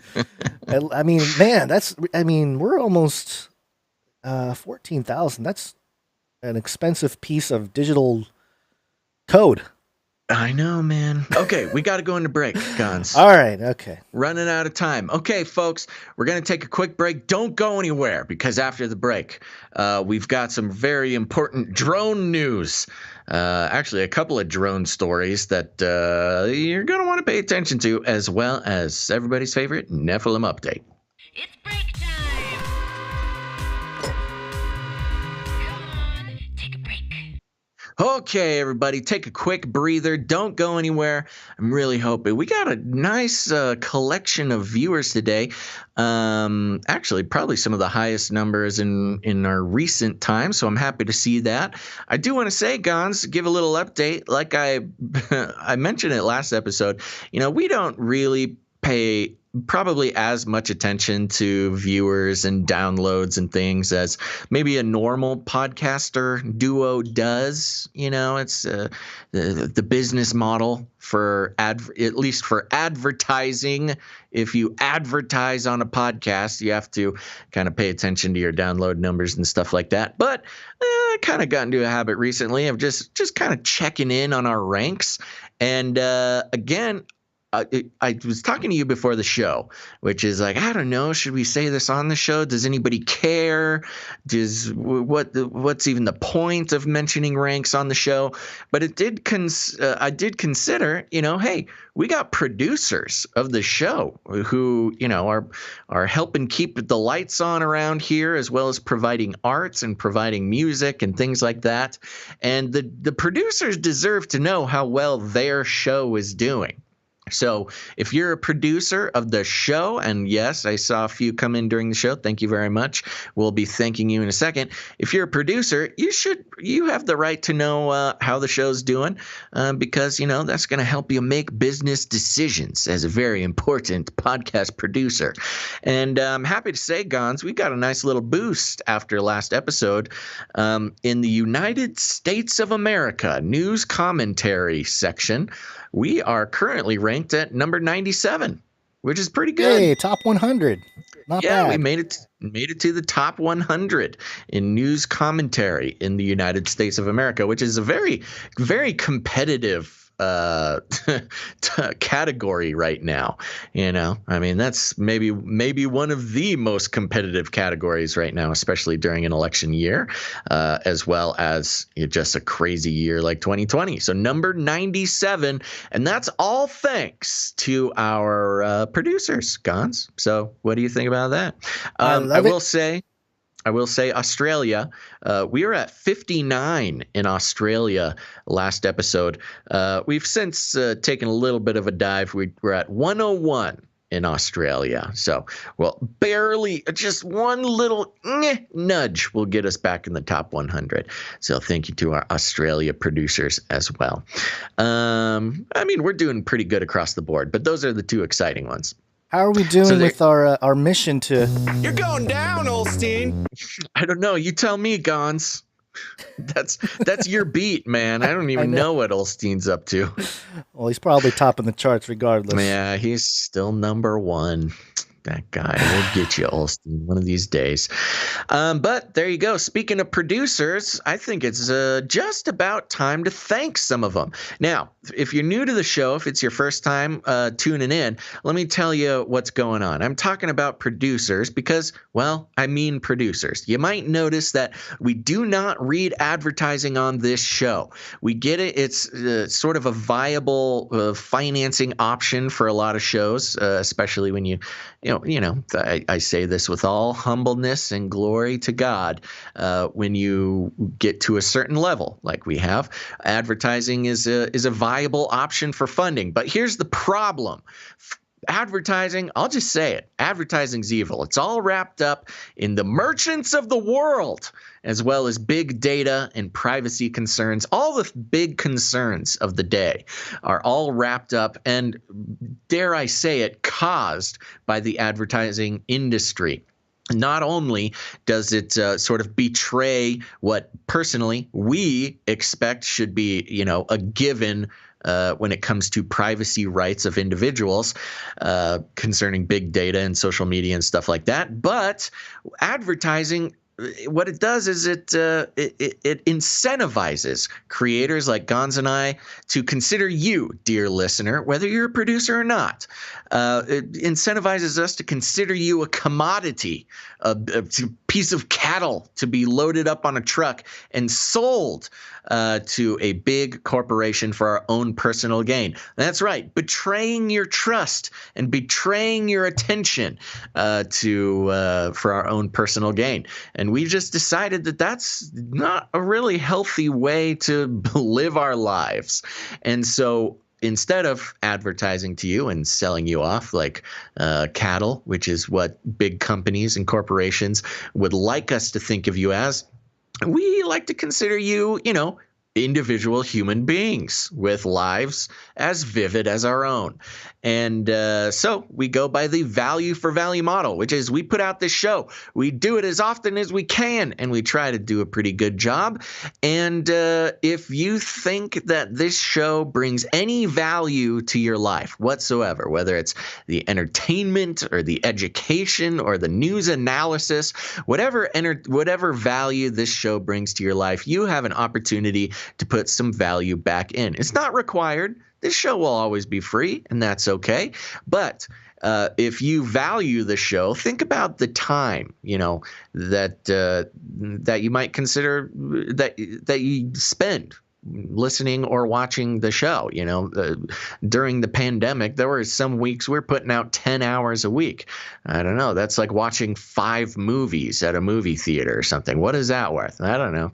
But whatever it's worth to you, you have the opportunity to put the value back into the show. And it's not only helpful for Gons and I to feed our families and our cats and our babies and keep the lights on and pay for this exorbitant internet bill, but also, it's a way for you to invest in your media future. Do you want advertising companies putting the value on your media? Do you want them deciding, big global corporations deciding what media is valuable in this world?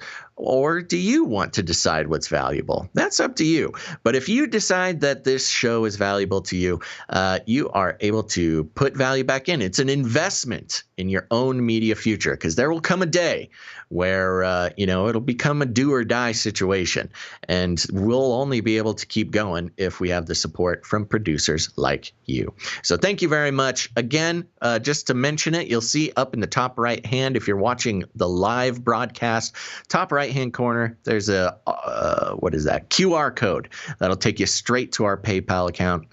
And you can, a lot of people like to have fun with the numbers.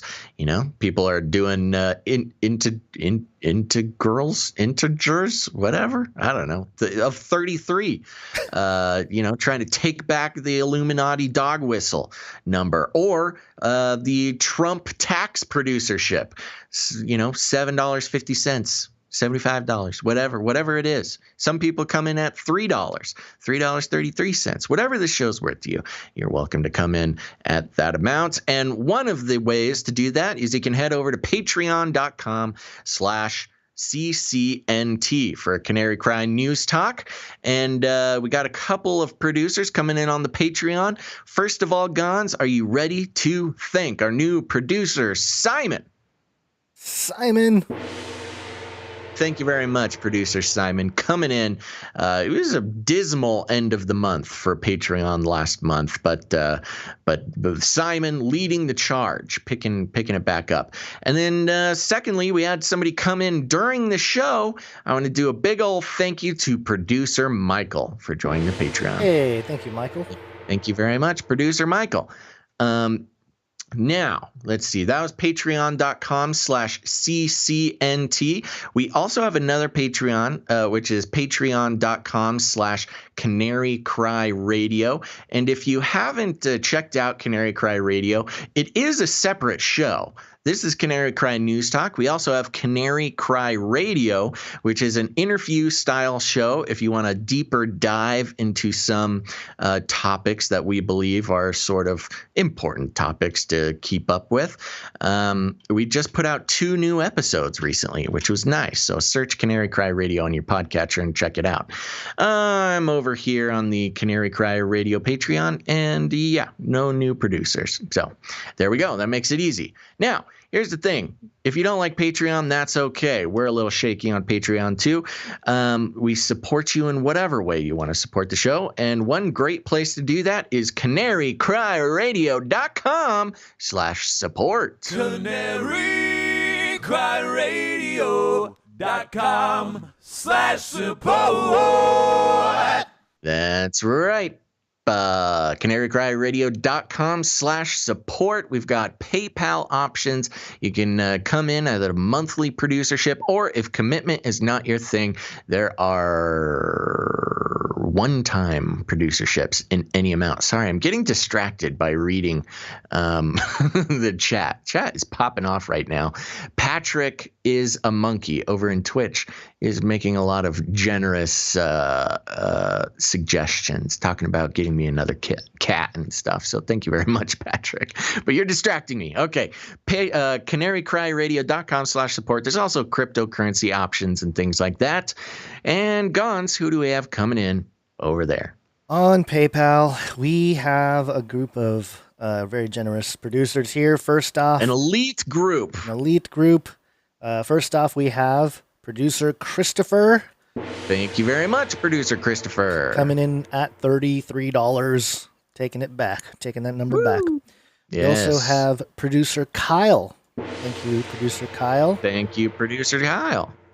And next up, we have Producer Brian coming in at $33.33. Ooh, Producer Brian doubling it up. Doubling it up. Producer Ciara. Thank you, Producer Ciara. She's back. Regular. Thank you very much, Ciara. Thank you so much. And also Producer Tracy. Thank you, Producer Tracy.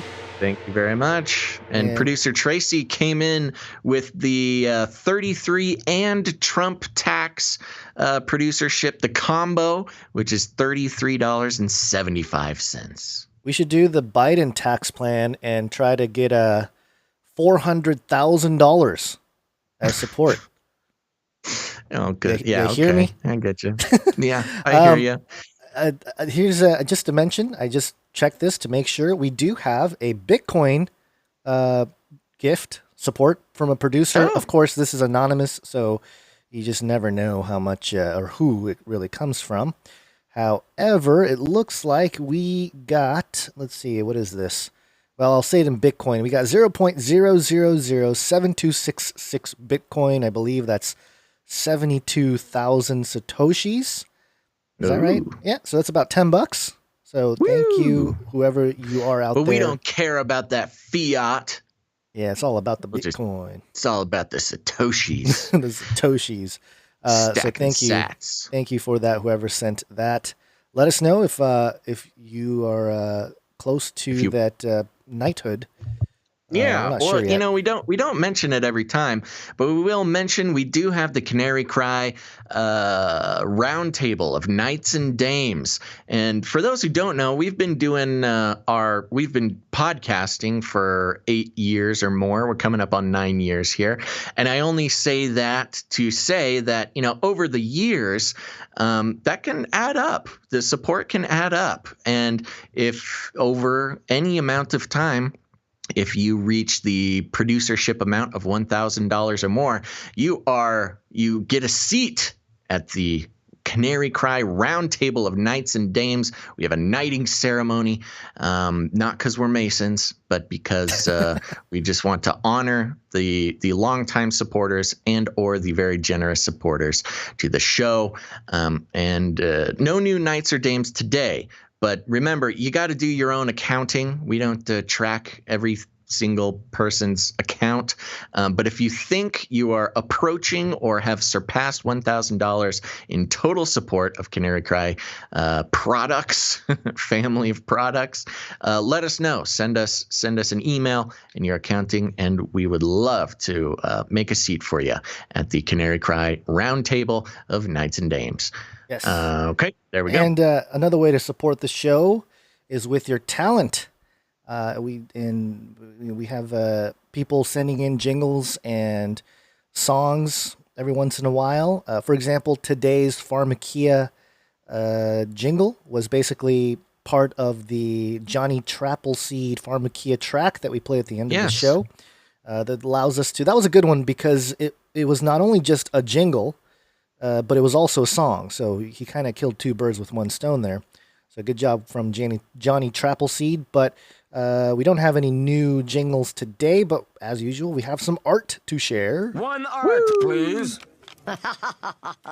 And the first piece of art I would like to share is from producer Ali. That's Gazzle and Bonds in the chat. This is I believe this is a public profile of Basil. Yeah, this was fun. The details are great. So as of last week, I was doing it was baby week, and so we weren't doing the normal show, but I covered with a couple of streams, and one of the streams, the gaming stream where I played Robo Recall, training to defeat Flippy during the Robo Apocalypse. Viewers got a rare look at my face without a microphone in front of it, and I apologized beforehand, but I had shaved my my facial hair into a mustache, so she immortalized the mustache in this portrait. And thank you very much, producer Ali. Gazzle and Bonds in the chat there. That's beautiful. Look at how respectable I look in this portrait. I like how you And it's me. require... It's for those who are just listening. Yeah. Yes, it is myself from about chest up, and you can see my beautiful mustache there. Of course, with the VR headset and the big googly eyes. I just love looking into those things. Just even now, I can't look away. So thank you very much. Yes, thank you, producer Allie, as usual. And very talented. She keeps getting better and better too. I know. All this, she's doing so much art for the show. I mean, she was always great, but you can really see how the techniques are improving. Yeah, I think she might be the most prolific. I think we have the most amount of art from Allie. So, I don't think she's ever missed a show. Yeah, it's been a good run. So please keep it up, Allie. Thank you so much for the art. Also, no pressure though, Allie. Yeah. No pressure. We enjoy it, but don't let it become a burden that you need to send something in every show. Of course, I love it, and I would love to see that streak running, but I don't want it to become a burden. Yeah. It would be interesting to find out how many shows in a row she has actually contributed. I know. We gotta look. Gotta look. Maybe like 33 episodes. Actually, probably more than that now. But so yes, thank you, Allie, for that. And the other piece of art that I wanted to share is from Luke, and actually Luke/Simon. Sound like a couple of biblical characters. This one's called The Flood. And again, this is from beholdyahweh.com. And I got a note from them. From Luke, actually, he said that they're working on these pieces here. And to clarify, he said that the art is a collaboration between himself, Luke, and his friend Simon, who actually does the art while Luke does the planning of the scene details and stuff like that. So cool. It's a collaborative effort. And again, they're doing some interesting work over there at beholdyahweh.com. And it's an interesting piece of art to depict, again, in kind of a CGI fashion. It's the flood. You see the ark in the background, and you see it looks like just Nephilim giants, Leviathan creatures. It's like, there's a big Leviathan and some, looks like, let's see, what do we got here? Let me make it bigger so I can actually see it. Oh yeah, big scary Leviathan wrapping around some boats, not as big and beefy and impressive as the Ark. Really quite a violent scene. Yeah, and probably depicting the worldview that we suggest was the reason for the flood. Not so much, just people being bad, hitting each other with sticks, but more so the problem with the Nephilim and their influence on mankind. So very cool. Very cool. Keep it up there, Luke, Simon, over there at beholdyahweh.com. Check it out. And that is it from the art. Mm-hmm. Very brief today. Slower week on the art, but that's okay. Our artists work very hard. And of course, we are working hard to get back on schedule after Baby Week. Well, so might be an issue. But yes, and the last thing I want to mention before we jump back in is you can become a producer with you work on that. I'll you work on fixing that microphone. Yeah, do some tech work here. Yeah, so the other way you can become a producer is with a contribution of your talent, or we just did the talent, but also your time. And we want to thank That Night Wind with the continued contributions of the timestamps that will be pinned. It's a pinned comment at the top on the Face Like the Sun YouTube channel. And we should probably take more advantage of that in other areas. It's just a matter of laziness on my part. Yeah, we do need to do that. I also want to give a shout out. I'm sorry, I don't have it right in front of me. You sent us an email last week about doing clips for us, and you had a lot of great ideas, and I'm sorry I didn't get back to you. I don't know who it is. I'm going to have to go search the email box. But if you're listening, the person who volunteered to help us with clips, I read your email. I loved it. I'm sorry I did not reply to it. I was busy. But I think it was, we are putting a... His name is Nathan. Well, I didn't want to put him on the spot, but I don't think that's whatever your name is.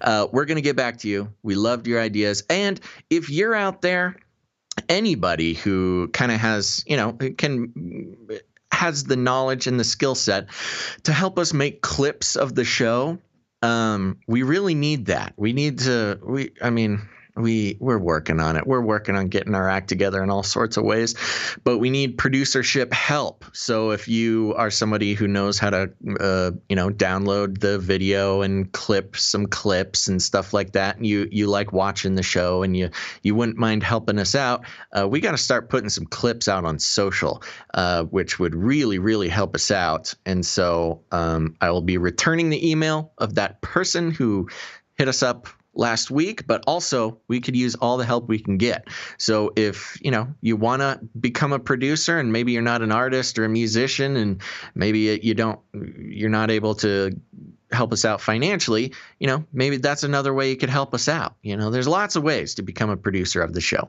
So you can email us with any of your time, talent, or treasure at canarycryradio@gmail.com. That's canarycryradio@gmail.com. Send us a little email there. We'll get in touch. Yep. And also, just to mention, another person giving us their time/talent is producer Dust, canarycrymerchperch.com. Go check it out. And I know he's continuing to work on more products. Yep, and just so you know, you can head over there. That's the place to get Canary Cry merch, and everything's sold at cost. But please consider you have an opportunity to tip the webmaster, which we highly recommend because it costs money to do that, and we want to make it worth his time. You can also tip the artist of the piece that you purchase, and you can also tip Gonz and I if that's what you want to do. And there you go, canarycrymerchperch.com. There you go. Are you ready to get back? All right. Let's wake up. Let's wake up. Yes, it's wake up time. Hey, yo, wake up. Okay, Waking folks. up. It's time. We're all woke up here. We got to talk about some drones, Gonz, because there's been some crazy drone stuff. You want to take this first one? Drone strikes have saved lives. Can we shoot them down if over our property? Drones.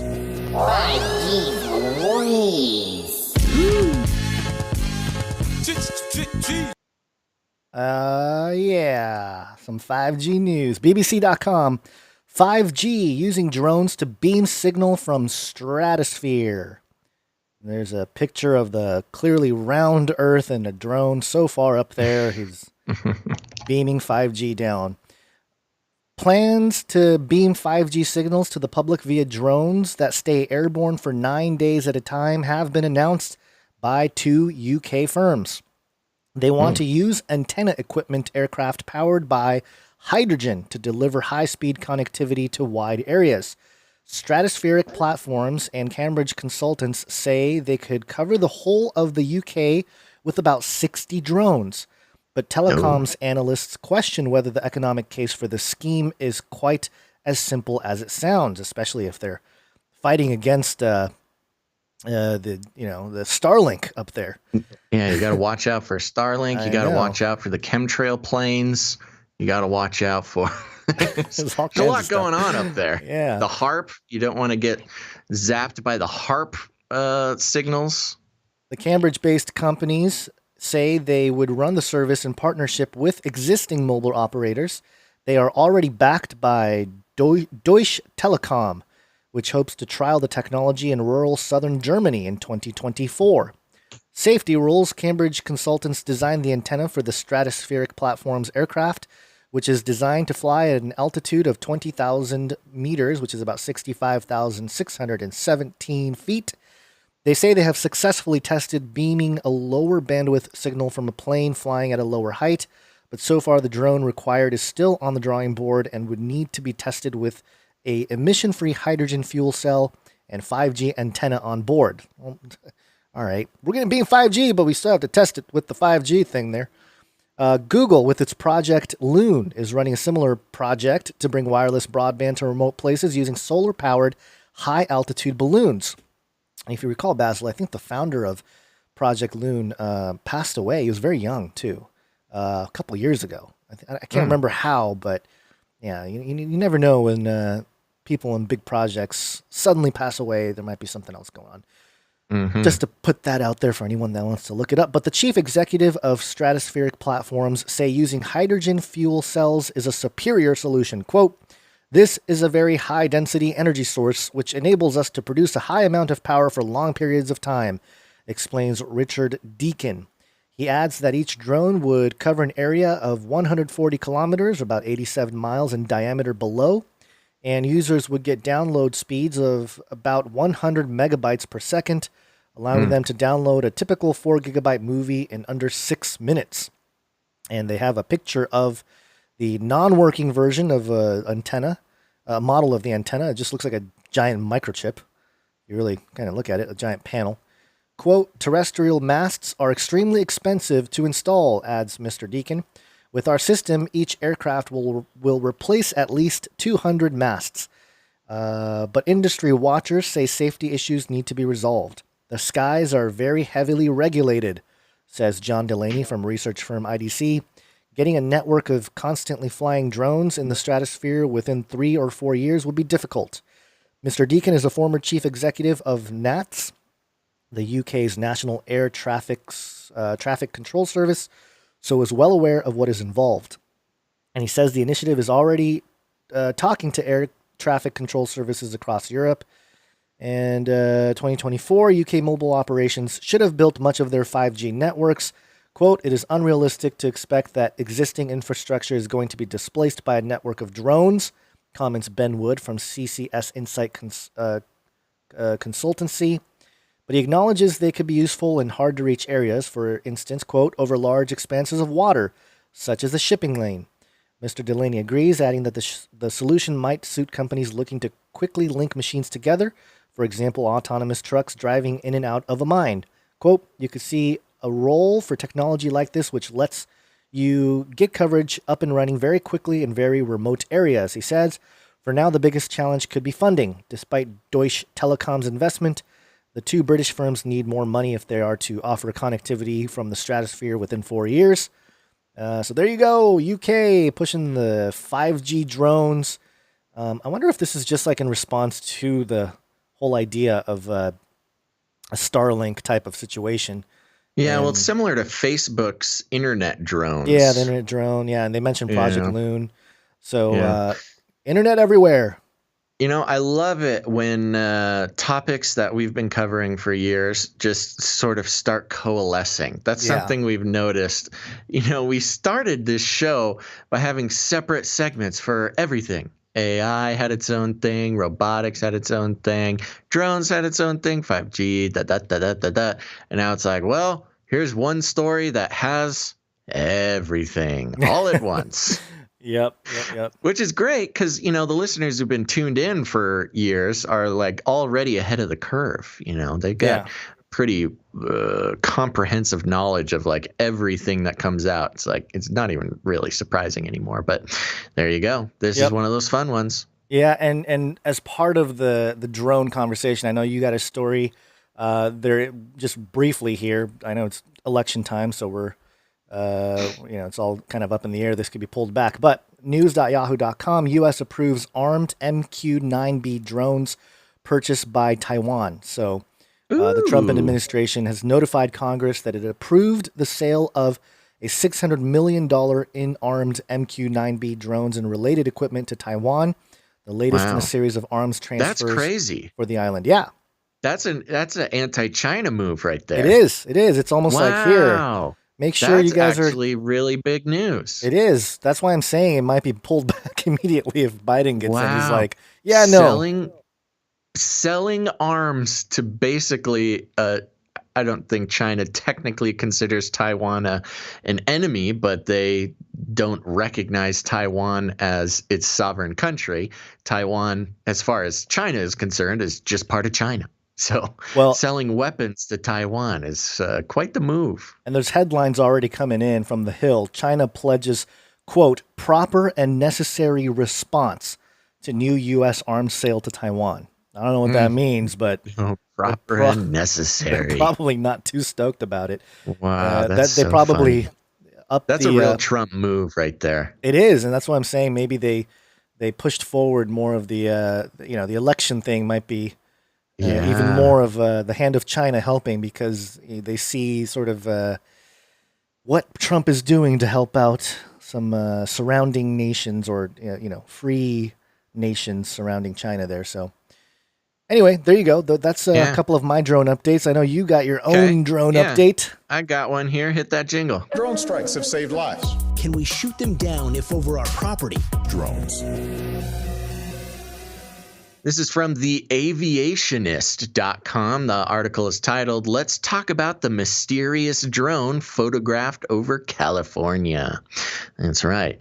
An interesting photo of what could be either the classified Northrop Grumman RQ-180 drone or the Lockheed Martin P-175 Polecat drone surfaced briefly on Instagram late Sunday, November 1st, 2020, then disappeared. Ooh. The original poster, Rob Kalinsky of Sundowner Studios on Instagram, replaced the image with a graphic that reads, "Redacted." Kalinsky added this comment after removing this photo, "LOL, until I dot the T's and cross the until I dot the I's and cross the T's, then the picture will return." Ooh, very mysterious. Kalinsky wrote in the original Instagram post, quote, "This thing flew over my house several weeks ago and I still have yet to identify it. It's shaped like a B-21, but was painted white. Mystery. I was not going to post it, but I thought that if it were really classified, they wouldn't be flying it in broad daylight like this. Can anyone lend a hand in identifying her?" Kalinsky did not specify a date, time, or specific location that the photo was taken in his original post, or the equipment he used to take the photo. Before Kalinsky could remove the image, it was screen captured and has been reposted on several internet groups where most comments seem to support the idea that this may be the enigmatic RQ-180 or the P-175 Polecat.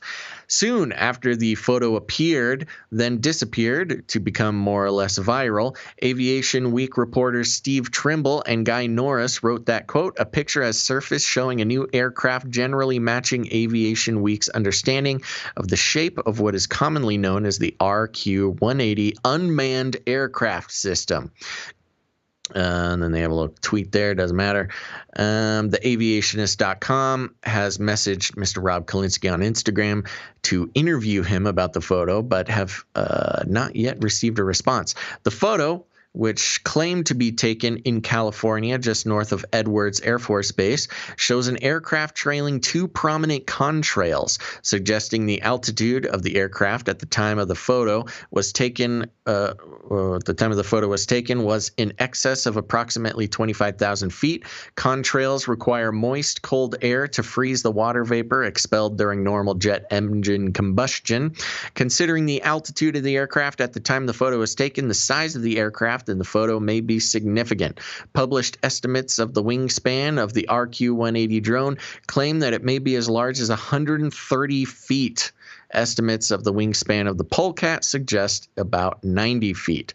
So there you go. This is from the Aviationist. It's a very long technical article, but there may be a fancy new high-tech 130-foot reconnaissance, or I take that back. I don't know if it's reconnaissance or not, but drone, and it's in the shape of the stealth bomber. So, you know, the allegation being that the Air Force, let me look here. Let's try to find the thing.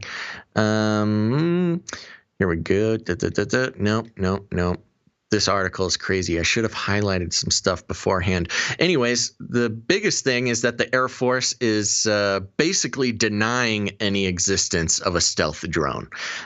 But aviation professionals are pointing out that that's exactly what this is. Stealth drones, Gons, armed stealth drones. Watch out. Not so stealth if they're being seen in broad daylight by people. I know, this guy just saw it. And 25,000 feet is actually not very high for a which is one of the reasons why people think this is an armed drone, because usually just reconnaissance drones, they'll be super, super high. So the fact that he could even see this thing was a little alarming. But there you go. The drone wars continue. Yeah, I'm wondering if Rocketeer Man, a lot of crazy things flying around in California. Rocketeer Man and mysterious drone can, sounds like a sky aerial battle or something. Oh man, that'd be pretty cool. Maybe Rocket Man is just flying up there to do some, maintenance on the drones. Yeah. Got to fix it, but can't land on the ground. That'll give it away. So we're going to fix it in mid-air flight, but it will give our position away. Yeah. You can't let things like this make it onto Instagram. China can see them. Yeah, this helps China. It's just like the Chinese at China, the official government of China just likes the photo. Yeah. On Instagram, I don't know if they still do this. I think on like Snapchat and the Instagram stories and stuff, it'll actually notify you if somebody screenshots your photo. I could see the U.S. Air Force just getting a China screen grabbed your super secret drone photo. Yeah, there's been a lot of, I don't know, it's almost like the level of publicity that certain classified technology gets is behind, like well behind. And so at a certain point, it's like stuff gets seen and things get out there. And, I'm sure the PR guys are like, that's like 20-year-old technology anyways. Who cares if people see it? Right, as long as they're not seeing the space brain with tentacles. We can't let them see the master squid floating through the air. Right. I'm reminded of the story of the military men in the underground bases who had the Fitbits on their wrists, giving away positions. Yeah, giving away super secret military bases because of their Fitbit GPS signal. Yeah, so again, it all kind of ties into the cyber warfare here of information and data being leaked intentionally or not. But thanks to social media. Thanks to social media, our nexus of truth. Yes. All right. Well, that's all I have there. I need to do more reading about it. I just found it right before the show, so I wanted to throw it in there. Yeah. Is it time? It's time. It's time. Nephilim update. This is worthplaying.com because these games are worth playing. Dawn of Monsters, all collaborating with WayForward Picks Up Publishing. Dawn of Monsters is a couch co-op brawling action game. I don't know why I said that. Action game that takes up to 4 players on a worldwide tour of destruction. Woo! Players take on roles from an all-new cast of kaiju. I'll mention what kaiju is in a moment. And are tasked with defeating the Nephilim, a horde of monsters that are destroying the planet. At least the Nephilim are the bad guys in this one. Yeah, I know. Conquer 4 unique worlds and unlock the Maw, an endless onslaught of kaiju brawls. So another game. Brawl. Another game sounds like you can play for one of our gaming. Yeah, that'd be streams. Fun. They have it in VR. I'm all over it. Yeah, I don't know if they do, but a kaiju. Do you know what a kaiju is, Basil? Yeah, isn't that the Japanese name for just basically giant monster? Yes. Yeah. Is it giant? Is it the monsters or the robots that are kaiju? It actually means strange beast. Oh. And they're basically the giant monsters in Japanese, which comes from, I guess, Chinese text, classics of mountains and seas. It can refer to giant monsters themselves, which are usually depicted as attacking major cities and engaging in military activity. Godzilla is a famous kaiju, and there's many more, but it's very interesting. In the most recent sort of giant robot Hollywood blockbuster, what was that? Pacific Rim. They called the robots kaiju, didn't they? I think so. Yeah, I'm looking this up and I see it. I think that was sort of a cultural confusion that confused a lot of people. Yeah. Because usually you build the robots to fight the kaiju, and then in that one they called the robots kaiju. Yeah, the kaiju in Pacific Rim were a race of amphibious creatures genetically engineered by the precursors, a sentient race from the Antiverse.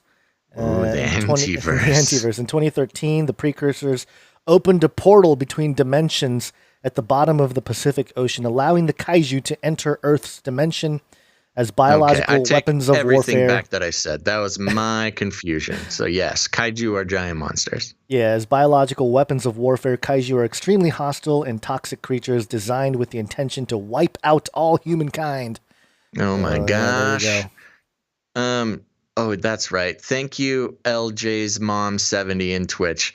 The robots were called Jaegers. Jaegers. Yeah. You know what Jaegers means? Like Jägermeister? Yeah. Well, like the drink? Yeah. No, I don't know. What does Jägermeister mean? Doesn't that mean deer hunter or something? Something like that. I think it means hunter. Okay, because the Jägermeister has that deer logo on there, I think, right? I'm just going to look it up. I've got the book of knowledge. Oh, it's an aviator. Really? Test pilot. Yeah, Jaeger. The person to fly faster than the speed of sound. Oh, maybe that's the person's name. Anyway, somebody. I'm gonna look it up. Yeah, Jaeger in German means hunter. Oh, good. Where we get the Jägermeister. I don't know if that's the same Jaeger in English. I don't English. know either. Y-E-A-G-E-R. That makes sense because you would have the kaiju, the giant monsters, and then you call them Jaegers to hunt the giant monsters. Yeah. Anyways, so this is so this game you're talking about is kaiju versus Nephilim, or are the Nephilim the kaiju? I think it appears to be that you play the kaiju. You are the monster, and you're killing, or you have to defeat the Nephilim. Oh, so wow. Yeah. Okay. There's some Greek mythology type of stuff going, but it's to trick you into taking sides with the monsters. Stay vigilant, folks. Don't take sides with the monsters. It's all about the giant robots. Giant robots are the ones. I do want to mention before we go out here, Mom with Sword and Shield in the chat mentioned Merch Perch needs a jingle. Y'all. Oh, yeah. That's a call out. So if we have any jingle makers out there looking for inspiration, the Canary Cry Merch Perch needs a jingle. So there you go. I'll keep a lookout for that in the email. Are you all good, Guns? I'm good. I'm okay. I'm done. We did a great episode and then wandered into distinguishing giant monsters from other giant monsters and robots. Speaking of two giant monsters, Joe Biden, 264 electoral votes versus Donald Trump, 214. They look like they called Michigan, at least this reporting, called Michigan and Wisconsin. Man, Wisconsin, 20,000 votes in favor of Biden. Oh, man. Wow, by 20,000. Oh, yeah, I'm looking at it here. What outlet are you looking at? I think this is an AP thing that Google uses. Yeah, okay. No, I'm looking at Business Insider that has the same thing. Yeah, I think it's probably all pulling from the same API. Yeah. Anyways, there you go. Okay, the battle continues and will continue for the next 79 days. Don't get too worked up, folks. There's a lot of litigation to go on before we actually know who the president is. No matter who wins, even if Trump wins, we still have to go through 79 days of the Democrats fighting it. So do not get your hopes up for having an answer, at least for another couple months. Yeah. So there you go. Should be a good time. Good time to do the news. There you go. It's going to be good for the show either way. So thank you, everybody, for tuning in. Here's the thing. Remember, you got to become a producer. Look deep into your heart. Do some praying about it. You know, I hear a lot that people are praying about or considering becoming a producer, or maybe you're just waiting for the right moment. And we understand all of that. But remember, the show cannot go on without the help of our producers.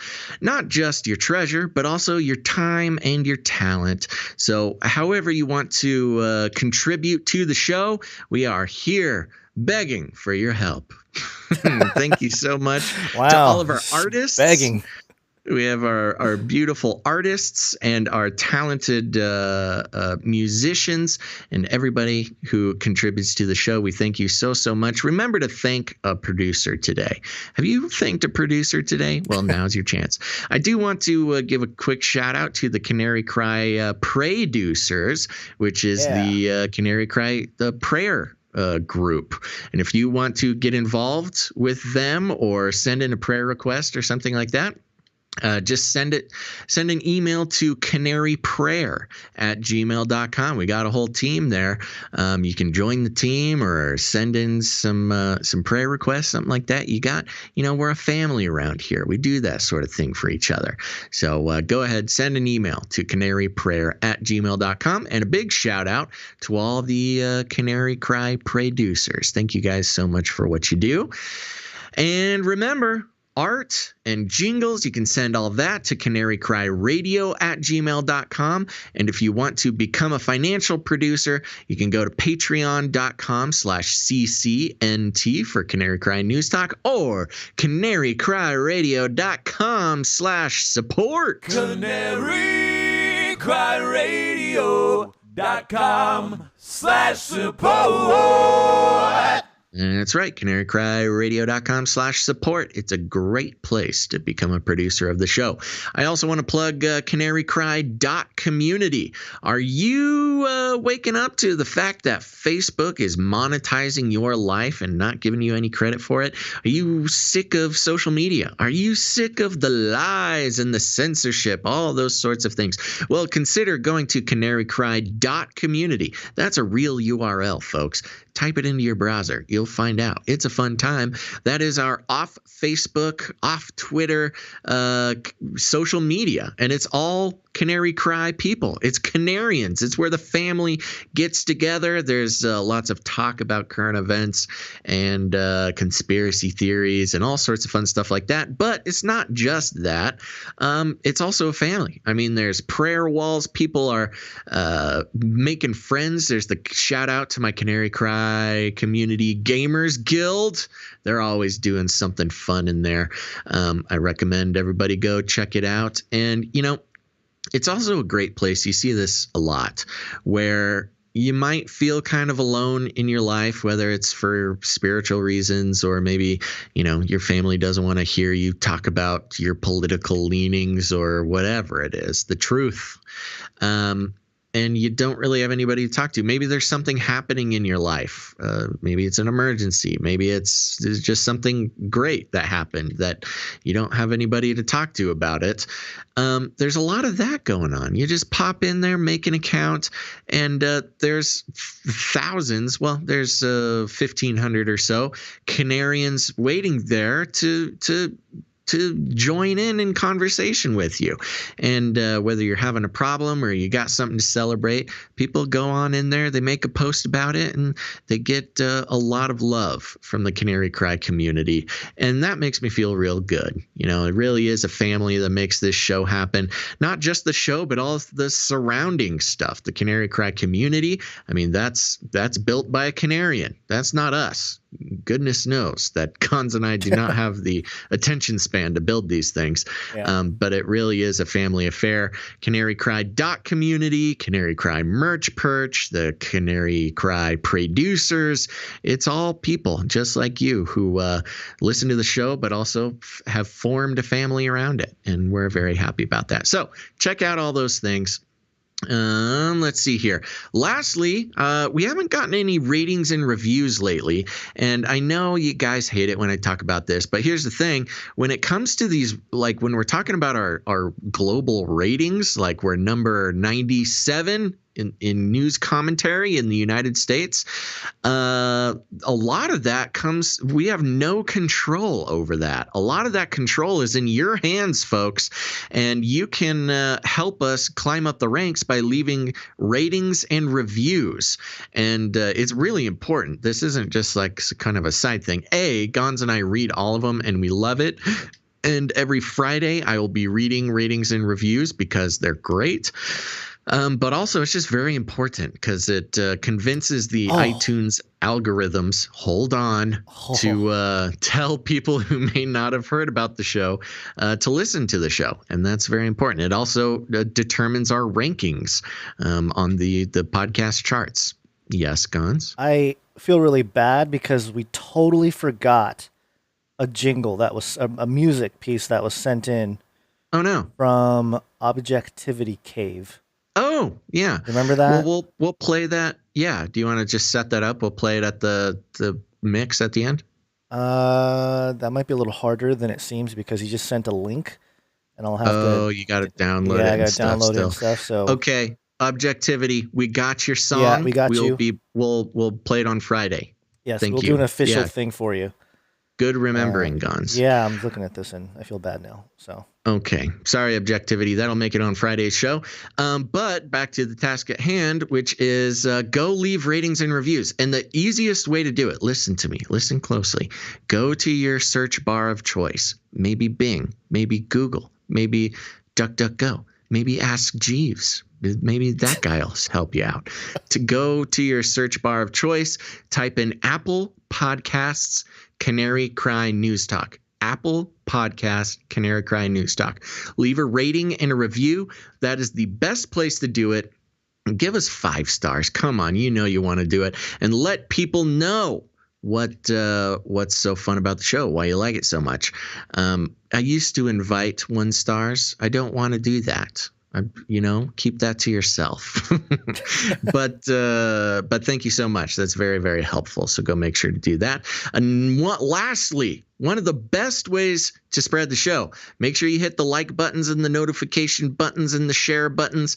But even more than that, just tell a friend. You got friends, especially in this crazy election time, who are waking up to the fact that the world is not what it seems, that truth is more complicated than what they hear on the news. And Canary Cry News Talk might just be the thing for them. So text an episode to a friend, send them a link, whatever you got to do. Let people know about the show. Let them know that it's funny. It's not just the same thing they're going to hear on other crazy conspiracy shows. We got a whole thing here, and let them know to listen to the show. That's very helpful. We'll be happy to participate in their journey down the narrow road of truth.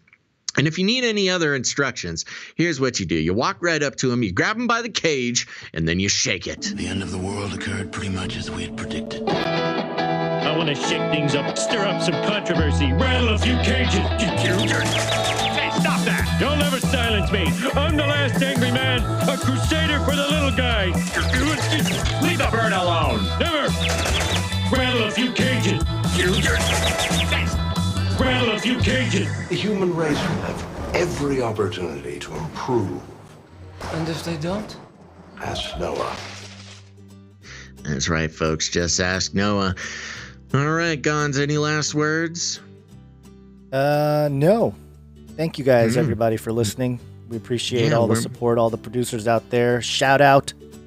And, stay safe. Shout out. That's how you give shout outs now. Shout out. Shout out.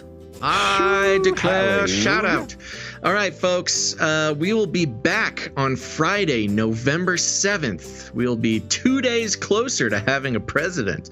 That's Friday. No, that's wrong. Friday the 6th. Friday, November the 6th. Don't be here on the 7th. We won't be here. Friday, November the 6th, sometime between noon and 3 p.m. Pacific Standard Time. Put it on your calendars. Turn on notifications. Follow us in multiple locations. That's very important.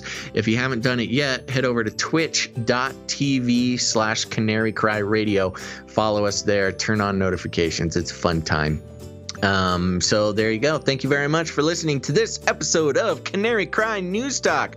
Make sure to tune in next time. But until then, think outside the cage.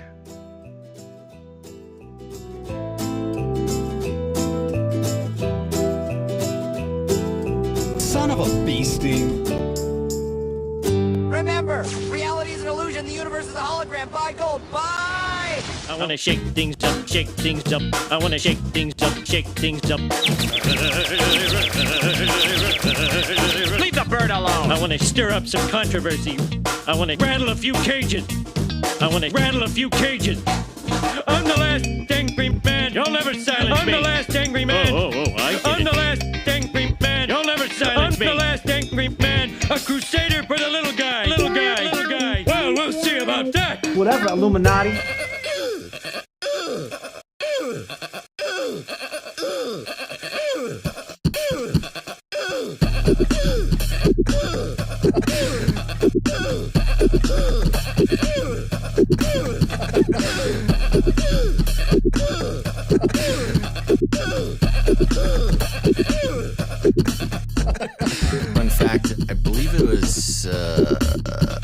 Another fun fact. Fun fact. Another fun fact. Brings me back to my Screamo days.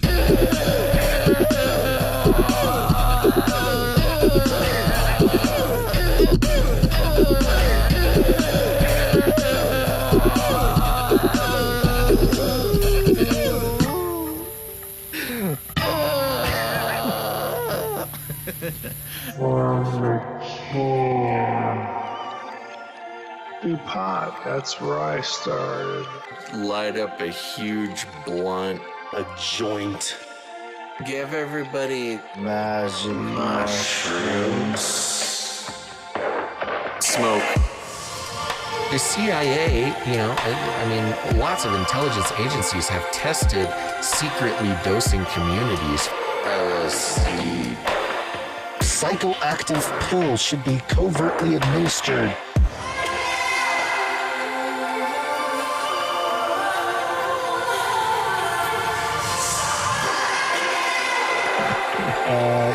Just put me on some, I don't know. You get shot in the butt, fluoride, oxytocin, get a chemical hug. I did dabble, some of that robot crack. I know what it's like. It's a lethal recipe for disaster. You need help. If you're a pharmacist, you need to repent. All right, weird.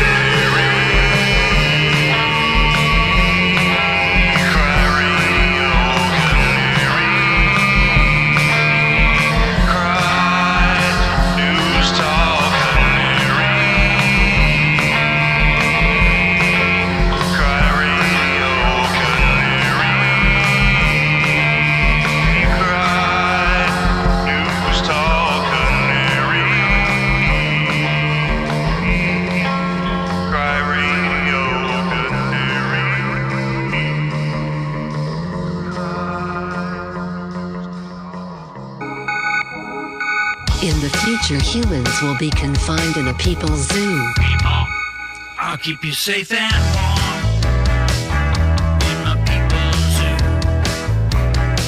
I'll keep you safe and warm now in my people's zoo. You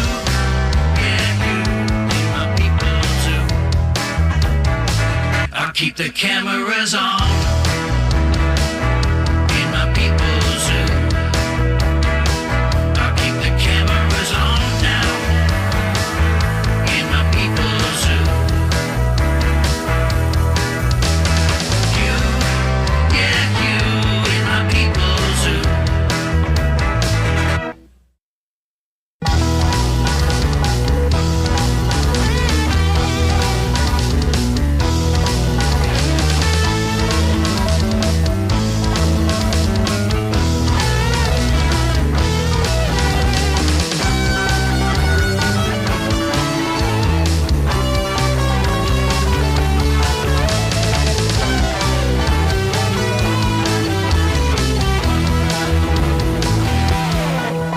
I'll make you fat and sassy in my people's zoo. I'll make you fat and sassy in my people's zoo. You, yeah, you. You, yeah, you. You, yeah, you. In my people's zoo.